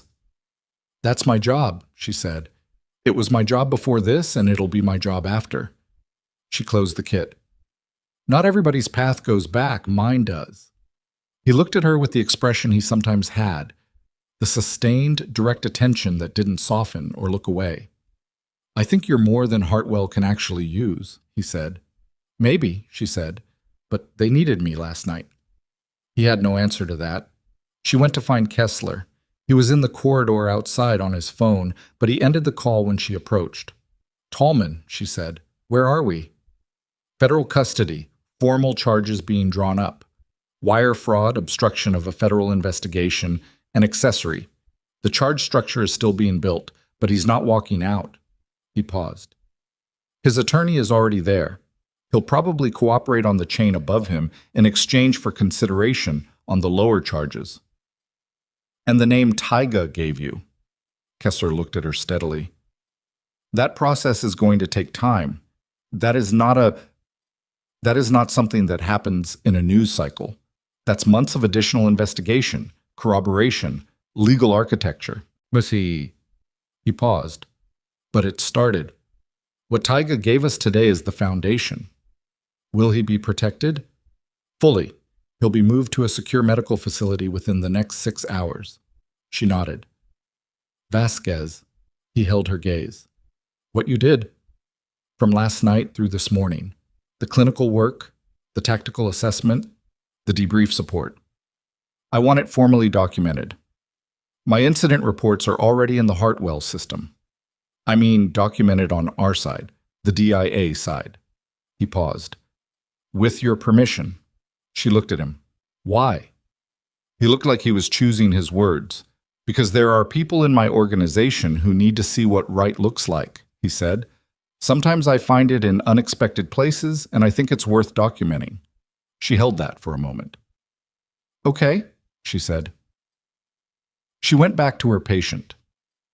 The afternoon moved in the compressed, slightly unreal way that time moves after a period of sustained high intensity, faster than it should, flattened in a way that made individual hours hard to distinguish from each other. Tyga was moved to a second-floor room with a different security configuration. Emily stayed with him through the transition, ensured the handoff to the incoming clinical team, updated the medication orders, and wrote the most detailed shift notes she had ever produced in 14 months at Hartwell.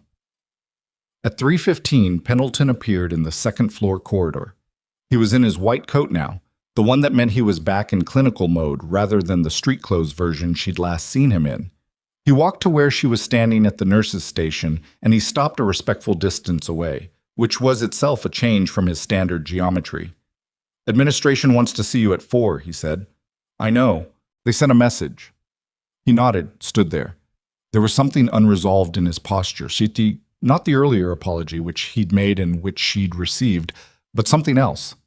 Something he was still working on. I recommended you for the Patient Safety Excellence citation last month, he said, and then pulled it. She looked at him. I pulled it because I thought the documentation style was too rigid, too military. He paused. I'm going to resubmit it. She held his gaze. That's your call, she said. It was always your call. I know. He looked at the floor briefly. I just wanted you to know I was doing it. He left. She watched him go. The administration meeting at 4 was in the executive suite on the 6th floor, and it was not the meeting Emily had expected. She had expected questions, liability management, the careful institutional language of an organization that had nearly had a federal witness killed in one of its ICU rooms, and was now trying to understand the shape of its exposure. She had prepared for that, not with defensiveness, just with the clean, factual account she'd been giving all day to everyone who asked. What she walked into was a conference room with 6 people she didn't know, 2 she did, the Hartwell CEO and the board chair, and Kessler, who was sitting at the table with a folder she had not seen before. She sat down. The CEO, a woman named Adrienne Marsh, who was no relation to the JAG colonel, and who had the manner of someone who had run a large institution for long enough that almost nothing surprised her, looked at Emily across the table. We've spent the last several hours in conversation with federal representatives, she said. We've been informed of the full scope of what occurred in our building since approximately 11 p.m. last night. She paused. We've also been informed that Dr. Tallman's involvement predates last night's incident by approximately 11 months, and that a thorough review of his access and communications during that period is going to be necessary. Emily nodded. That review is going to require cooperation from clinical staff. Adrian Marsh looked at her steadily. We're going to be asking a great deal of the people on your floor over the coming weeks. I want you to know that the board and I understand what happened last night, what you saw, what you did, and why. She paused. And I want you to hear directly from me that what has been documented about your role here is extraordinary. Emily said nothing. We'd also like to talk to you about your current position, the board chair said. He was a careful-looking man in his 60s, the kind of careful that came from years of managing institutions through crises.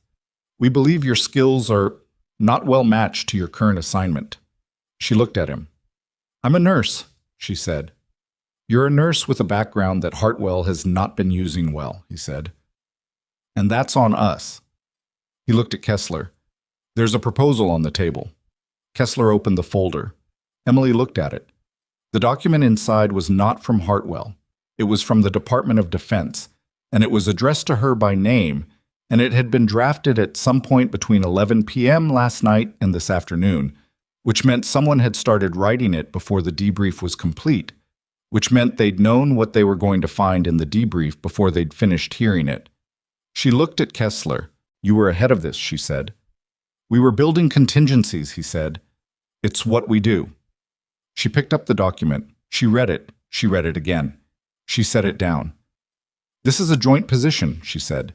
DIA and DOD Medical. A new role, Kessler said, being created specifically. Civilian capacity, fully credentialed clinical work, with an advisory function on medical intelligence and protective medical operations. He paused. You'd keep your nursing license. You'd be doing clinical work. But you'd also be doing the other thing. The other thing doesn't have a name yet, she said. No. He almost smiled. We're working on the name. She looked at the document, at the official seals, at her name printed in the body of it, official and permanent, the way names look in institutional documents, like something that had been decided before the individual knew it was being considered. She looked at Kessler, then at Adrian Marsh, then at the board chair. She thought about room 9, about the camera feed she checked every hour because she had decided it should be checked, about the backward stethoscope and the 2 new scrubs, about the specific quality of stillness in a corridor that meant something was wrong before she could have told anyone why she thought so. She thought about Pendleton saying overstepped in the corridor at 3 a.m. She thought about 23 hours without sleep and cold coffee and Tyga's hand on the mattress closing around nothing. She thought about what Kessler had said, that he found right in unexpected places and thought it was worth documenting. She looked back at the document. She was still looking at it when Kessler's phone buzzed. He glanced at it. His expression changed, not dramatically, not a full collapse into alarm, just the specific micro-shift she'd learned to read in him over the past several hours, the one that meant the perimeter of something had changed. He stood. Excuse me, he said, and his voice was controlled in the way that voices get controlled when control is actively being applied to something pressing against it. He stepped out of the conference room. Through the glass partition, Emily could see him in the corridor, phone to his ear, the body language of someone receiving information that required immediate processing. The others at the table were looking at each other. Emily kept her eyes on Kessler. She watched him listen. She watched the point where listening became deciding. He came back into the room. He looked at Emily. The pharmacy tech, he said. We found him. Where? She said. He held her gaze for one long beat. 3rd floor, he said. He never left the building. Emily was out of her chair before Kessler finished the sentence. Not running, moving. The specific quality of motion she'd spent years developing. Fast without the noise of fast. Purposeful without the waste of urgency. The conference room door, the corridor, the elevator bank. She hit the stairwell instead because elevators were slow, and slow was the one thing she couldn't use right now. Vasquez, Kessler was behind her, matching her pace. We have agents going up. How many people are still on that floor? She said without breaking stride. EOD cleared out at noon. We had 2 agents doing a secondary sweep. They found him in a maintenance corridor behind the East utility room. He was on his radio simultaneously, talking to her and into the device in overlapping channels. He's contained. He's not... Is he armed? A pause. Half a second. Yes. She pushed through the stairwell door to the third floor. The corridor was different from this morning, emptier, with the particular flat stillness of a space that had been officially cleared and then left. The overhead lights were all on, which gave it a quality closer to interrogation than hospital. The nurse's station was unoccupied. The doors to the patient rooms stood open, beds stripped to their mattresses, monitors dark. Room 9 was at the end of the hall. Its door was closed. 2 federal agents were positioned at the entrance to the maintenance corridor that ran behind the east wall. A narrow utility passage, staff access only, not on any patient-facing map. One agent had his hand up, holding the approach. The other was on a radio. Both of them looked up when Emily and Kessler came through the stairwell door. "He's in the utility corridor," the first agent said. "He went in through the access panel at the south end. We've got both exits covered." "What's he doing?" Kessler said. "Not moving? Not responding to verbal?" Kessler looked at the access panel. A gray metal door flush with the wall, the kind of door that disappears into a building's visual architecture because it's designed to. It was ajar by about 2 inches. From behind it, nothing.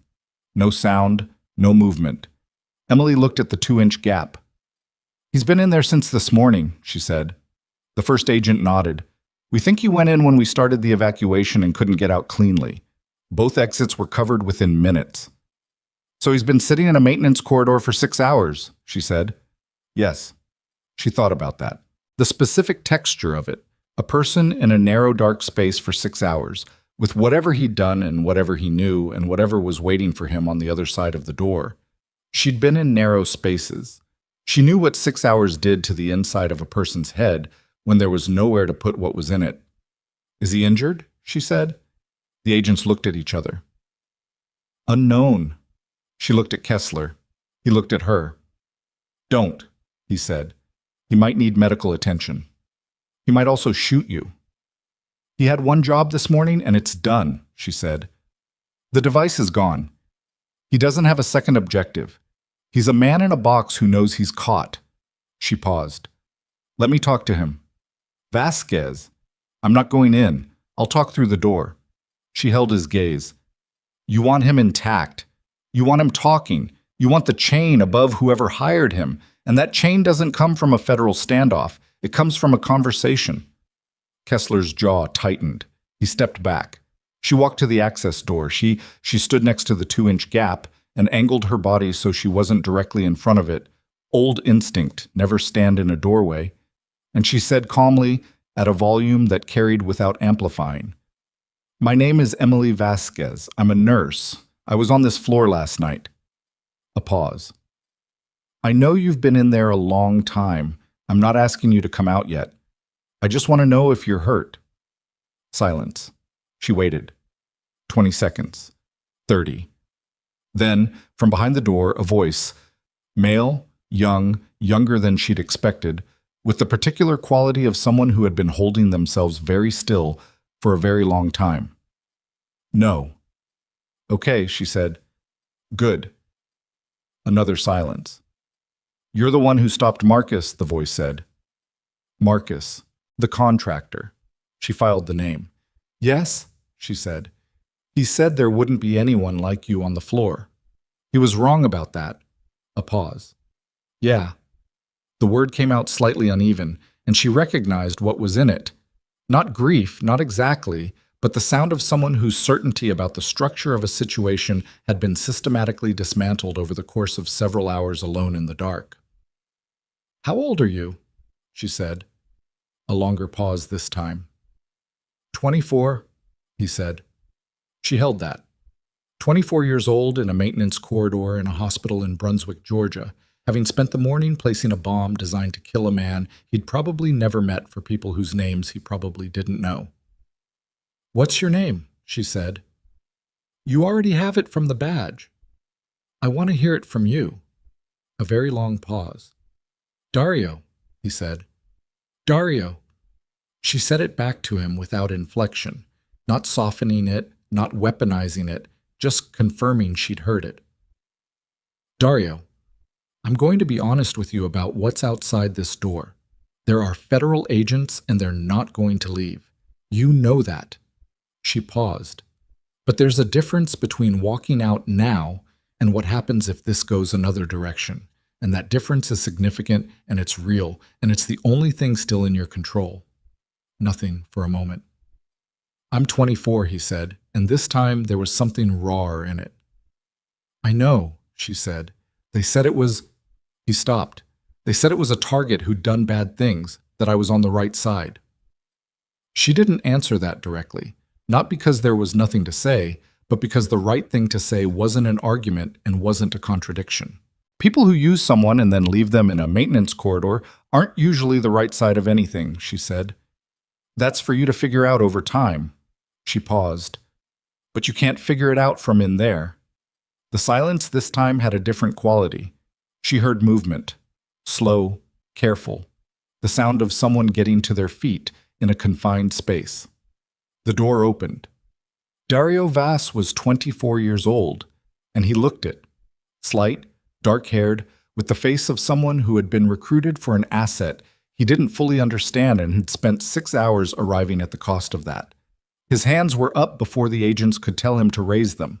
The weapon, a compact semi-automatic, was tucked in his waistband, and he reached for it with 2 fingers, slowly, and held it out to the side until an agent took it. He didn't look at the agents. He looked at Emily. She looked back at him. She didn't say anything. There was nothing to say that the next several years of his life wouldn't say more thoroughly. She nodded once, not approval, just acknowledgement, and stepped back. The agents moved in. She walked back to where Kessler was standing. He was looking at her with an expression she was getting used to on his face. The recalibrating expression, the expression of a man who kept encountering data that required him to update his models. You knew he'd come out, he said. I thought he probably would, she said. I wasn't certain. What was the difference? She thought about it. He was 24 and he'd been alone in there for 6 hours. At some point, the decision to come out stops being about what happens after and starts being about what it costs to stay. She watched the agents walk Dario Vass toward the stairwell. Most people can't pay that price indefinitely, even trained people. He wasn't trained, Kessler said. No, she agreed. He wasn't. She looked at the 3rd-floor corridor. The empty rooms, the stripped beds, the nurse's station with nobody in it. The floor that had been her floor for 14 months. She had walked this corridor at 2 in the morning more times than she could count, checking feeds and pressures and the breathing of people who were too sick to monitor themselves, doing the work that didn't get seen because the hours it happened in were the hours when most people who decided what mattered were asleep. She was very tired. She had been awake for 26 hours. She was standing in a corridor that was half crime scene and half hospital, and the combination felt for the first time since 2:47 the previous night, like something that might resolve into something she could leave.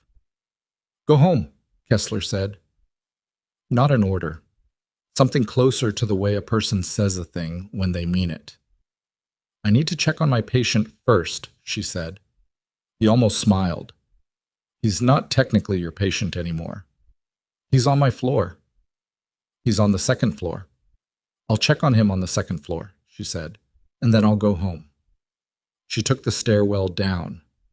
Tyga was awake when she came into the room. He'd been moved to a proper bed. His IV was running cleanly, and the monitors showed a picture that was measurably better than anything she'd seen from him in the last 18 hours. He was eating something.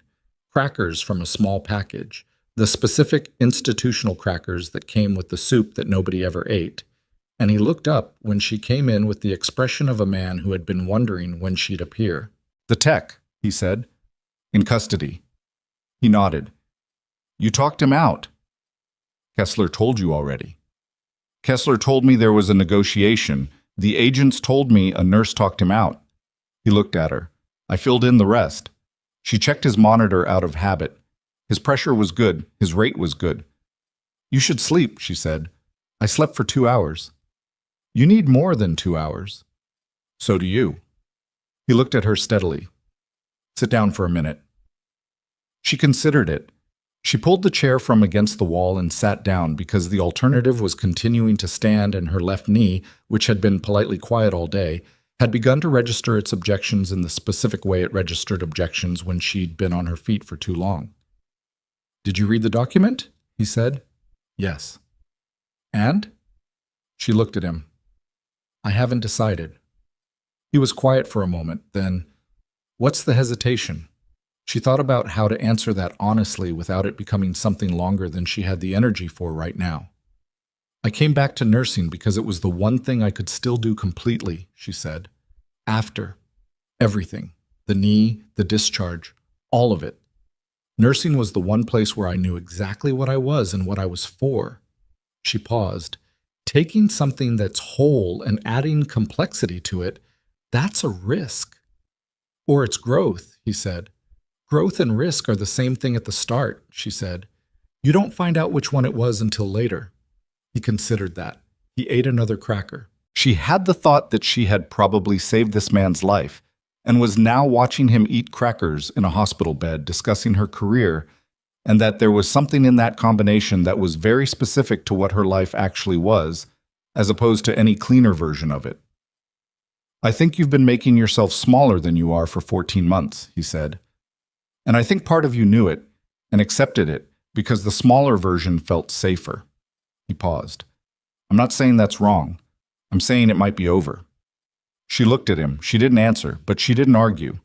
She stood up, checked his IV one more time, told him to sleep, and left. The weeks that followed were the most administratively dense of Emily's professional life, which was saying something given that she had once spent 3 weeks filling out Army paperwork after an incident in a forward operating base that the paperwork was specifically designed to make sound like less of what it had been.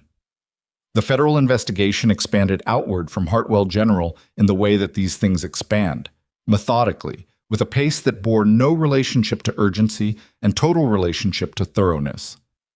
Dario Vass cooperated fully within 48 hours of his arrest, which was 47 hours and 50 minutes faster than Kessler had privately expected. He gave them the handler who had recruited and deployed him, a man operating under a consulting company registered in Delaware that had no clients, no employees, and a business address that was a mail forwarding service in Wilmington. That handler gave them, after considerable legal negotiation, the next layer up. Dr. Avery Tallman was formally charged on a Tuesday morning in a federal courtroom in Savannah with 18 counts, including obstruction of federal investigation, conspiracy to commit murder, and violations of the Espionage Act relating to the unauthorized disclosure of protected intelligence schedules. His attorney entered a not guilty plea.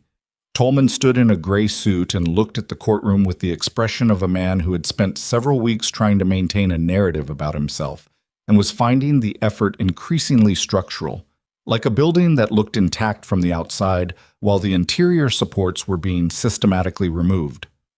The plea changed 3 weeks later. Guilty on 14 of the 18 counts in exchange for full cooperation with the ongoing investigation into the chain above him. The cooperation produced names. The names produced additional charges. The additional charges produced more cooperation, in the way that these things cascade once the first person decides that the cost of loyalty to people who had used them is higher than the cost of honesty. Hartwell General's board convened an emergency governance review. The review found systemic failures in security protocol, credentialing oversight, and staff communication that had collectively created the conditions that allowed a contractor to access the third-floor ICU with a false badge and a fabricated pharmacy tech placement to go unquestioned for 3 weeks. The board chair presented the findings publicly, not in a press release, but in a full staff meeting in the building with every department represented. Emily was in that meeting. She sat toward the back, in a chair near the wall, which was where she tended to sit in large gatherings. She listened to the board chair enumerate the failures in the careful, precise language of institutional accountability. Not defensive, not minimizing, just factual. This happened. This failed. This will change. When he was done, he looked out at the assembled staff and said, "The reason any of this came to light, the reason Commander Taiga is alive, and the reason the people responsible for this are facing federal charges, is because one person on the night shift checked a camera feed that wasn't in her job description, recognized something that didn't fit, and acted on it at considerable personal risk. He paused. That person was not in leadership. She was not senior clinical staff. She was the night shift nurse that the attending physician of record had described in documented communications as unsuitable for complex case management. Another pause, deliberately placed. I want every person in this room to sit with that for a moment. The room was very quiet. Emily looked at her hands. She was not someone who needed a room to be quiet on her behalf. She was not someone who had done what she'd done in order to be acknowledged by a board chair in a staff meeting. She had done it because a man in 2 new scrubs had walked toward a patient and she had been the only thing standing between them, and that was the entire architecture of the decision. But she was human, and she felt the weight of the quiet, and she let herself feel it, and it cost her something to do that, to not deflect or minimize or move immediately to the next task. And she paid that cost and sat still and let it land. Pendleton was 3 rows in front of her. She saw him from the back, the set of his shoulders, the particular stillness of a man who was hearing something that he was making himself listen to rather than manage. She had no way of knowing what it was doing on the inside of him. She didn't need to know. His internal accounting was his own business. What she needed was for him to be a better physician going forward, and whether that happened was also ultimately his own business. What she knew was that he'd resubmitted the citation, and that 3 days after the staff meeting, he had requested to observe her trauma response protocol review session, formally, through the department calendar, not as a supervisor, but as a colleague seeking continuing education credit. She had approved the request. Small things. Not resolved, not finished, not the clean narrative of a changed man, just a different set of choices than the ones he'd been making before. That was what actual change looked like. Not a moment, not a speech, not an apology, but different choices repeated until they became a different pattern. She could work with a different pattern. The member of the Joint Chiefs whose name Tyga had provided was not arrested quickly, because men at that level of institutional power are not arrested quickly. What happened first was an investigation that operated at a level of classification Emily would never have access to, involving agencies whose names appeared in documents she wasn't cleared to read, producing evidence that moved through legal channels she couldn't directly observe. What she knew was what Kessler told her in a brief phone call 6 weeks after the Hartwell incident, standing in the parking lot of a grocery store in Brunswick on a Tuesday evening. The general was under formal investigation, had been relieved of his position pending the outcome, and had retained legal counsel. The formal charges, when they came, would come through military justice channels, a court-martial proceeding of a scope and visibility that had no recent precedent. It's going to be public, Kessler said. When it moves to charges, it's going to be very public. Good, she said. A pause. Vasquez, he said. The document. She'd been waiting for him to come back to it. I know, she said. You've had 6 weeks. I know that too. What are you waiting for? She stood in the parking lot in the early evening, the Georgia air still warm at 7 p.m., the sky that particular shade of blue that came right before it committed to dark. She had a bag of groceries in her car. She had a shift in 4 hours. She had a left knee that was going to complain about those 4 hours, and she was going to work through it the way she worked through everything. Not ignoring it, not pretending it wasn't there, just incorporating it into the picture of what was possible and moving forward inside that picture. I'm not waiting for anything, she said. I've decided. A pause. And? Kessler said. Send me the onboarding documents, she said. She heard something in the silence on his end. Not a cheer, not a celebration, just the quiet exhale of a man who had made a calculated bet and had just found out it paid. I'll have them to you by morning, he said. She went back to her car. She sat in it for a moment without starting it, looking at the parking lot, at the ordinary Tuesday evening of it. Other people loading groceries, a kid on a bicycle, someone arguing on the phone near the entrance. The unremarkable texture of an ordinary world doing ordinary things. She had always loved that, had loved specifically the way that the ordinary world continued regardless of what was happening inside the places where the extraordinary happened. People had been buying groceries and arguing on phones while she was in a forward surgical tent at 4 a.m. with her hands in someone's chest. The ordinary world didn't stop for any of it. It just kept moving. And at some point, the people inside the extraordinary came back out into it, and the work was to know how to do both things. To exist in the ordinary, and to be available when ordinary wasn't enough. That was what she was. She'd known it for a long time. She'd spent 14 months in the ordinary, which hadn't been wrong. The ordinary needed her too, and Dorothy with her IV anxiety, and the 100 other patients who had needed someone who paid attention, had gotten something real from her being there. But the ordinary wasn't all she was. She started the car. 3 months after the Hartwell incident, on a Thursday morning in November, Commander Rowan Tygo walked into Hartwell General through the main entrance. He was not a patient. He was walking without assistance, his shoulder in the final phase of recovery, his ribs long since healed. He was in civilian clothes, dark jacket, no insignia, and he carried a small flat box under one arm. Emily was on the second floor when she got the text from Rosalind. "There's someone at the desk asking for you. Military, says he knows you." She came down. He was standing in the main lobby, looking slightly out of place in the way that people who are used to purposeful environments look in spaces designed for waiting. He saw her come off the elevator and the expression on his face shifted. Not dramatically, just the settling of something that had been held in suspension. "You look better," she said. "I feel better," he said. "That's not always the same thing, but this time it is." He held out the box. "I wanted to bring this in person." She took it. Inside was a challenge coin. Not standard issue. Not the generic version. Custom. Heavy brass, detailed engraving on both faces. On one side, a caduceus overlaid with a ranger tab. On the other, a date and the words, 3rd floor, 0247. She looked at it for a long time. SEAL Team Challenge coins don't usually have nursing imagery on them, she said. "This one was made specifically," he said. "I had some input." She held it in her palm. The weight of it was specific, not heavy in the way of decoration, heavy in the way of something made to last. "The investigation," she said. "Moving," he said. "Slowly, but moving. The general's legal team is trying to build a procedural defense, which means they know the evidence case is too strong to argue on the merits." He paused. "It's going to hold. What I gave them in that room is going to hold." "And you?" He looked at her. "Back on active status in 6 weeks. Modified assignment while the joint heals the rest of the way." A pause. "Then we'll see." She nodded. "What about you?" he said. She looked at the coin in her hand.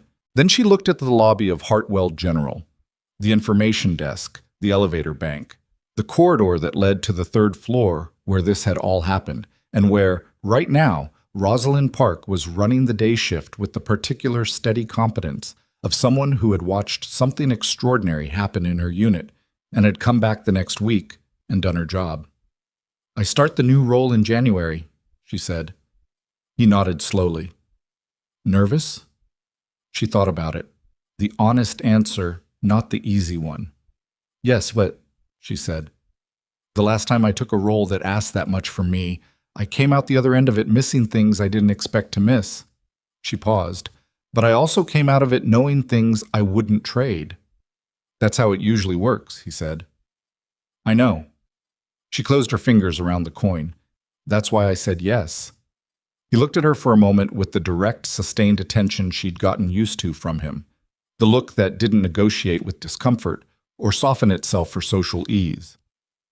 "The people who wrote you off," he said, "does it still bother you?" She thought about Pendleton, about Tolman, about the 100 small moments of a 14-month period in which she had been competent and invisible in equal measure, in which her warnings had been filtered through the assumption that she couldn't have anything important to say. "It bothered me more before," she said. "Now it mostly just seems like information." "Information about them," he said. "About them? And about systems that sort people wrong, and about what happens when the wrong sorting goes uncorrected long enough." She paused. "And occasionally about what happens when it gets corrected." He nodded. They stood in the lobby of Hartwell General for another few minutes, not saying much, not needing to. The kind of standing together that was possible between people who had been through something real and didn't need to perform the fact of it. Then he left, and Emily went back upstairs. She had a patient in room 7 who was 3 days post-op and whose drainage numbers she wanted to check before the attending came through, and a medication reconciliation to finish for the woman in room 4, who was being discharged that afternoon and was anxious about the transition, and a new admission coming up from the ER in about 40 minutes that she wanted to have a bed ready for. She had work. She put the coin in her pocket, the left one, close to her hand, and she went to do it. There's a thing that happens to people who make themselves easy to overlook. Sometimes they do it on purpose. They carry their abilities quietly because the world they're in doesn't have a framework for what they are, and building that framework from scratch. Every time they walk into a room is exhausting, and they have other things to spend that energy on. Sometimes it's done to them. The accumulation of dismissals and assumptions that gradually builds a ceiling so low they stop standing at full height. Emily Vasquez had done some of both. She had walked into Hartwell General 14 months earlier carrying things nobody had asked about, and she had put her head down and done the work because the work was real, and the patients were real, and the rest of it was just the ambient noise of institutions that hadn't figured out how to see her yet. She had not stopped being what she was because the people around her couldn't see it. That was the thing, the one that mattered, the one that held in every version of this story, in every profession, in every building, where someone quietly capable has ever been told they weren't quite right for the room. The ceiling they put over you is not the measure of your height. The dismissal is not the verdict. The corridor they expect you to stay in is not the boundary of where you can go. You know what you are, you do your work, and you stay ready. Because eventually, not always on your timeline, not always in the way you'd choose, often at 2:47 in the morning in circumstances nobody planned for. Eventually the moment comes when what you actually are is the only thing that matters. And then there's no ceiling at all. Emily Vasquez walked back onto the 3rd floor of Hartwell General, pulled the chart for room 7, uncapped her pen, and got to work.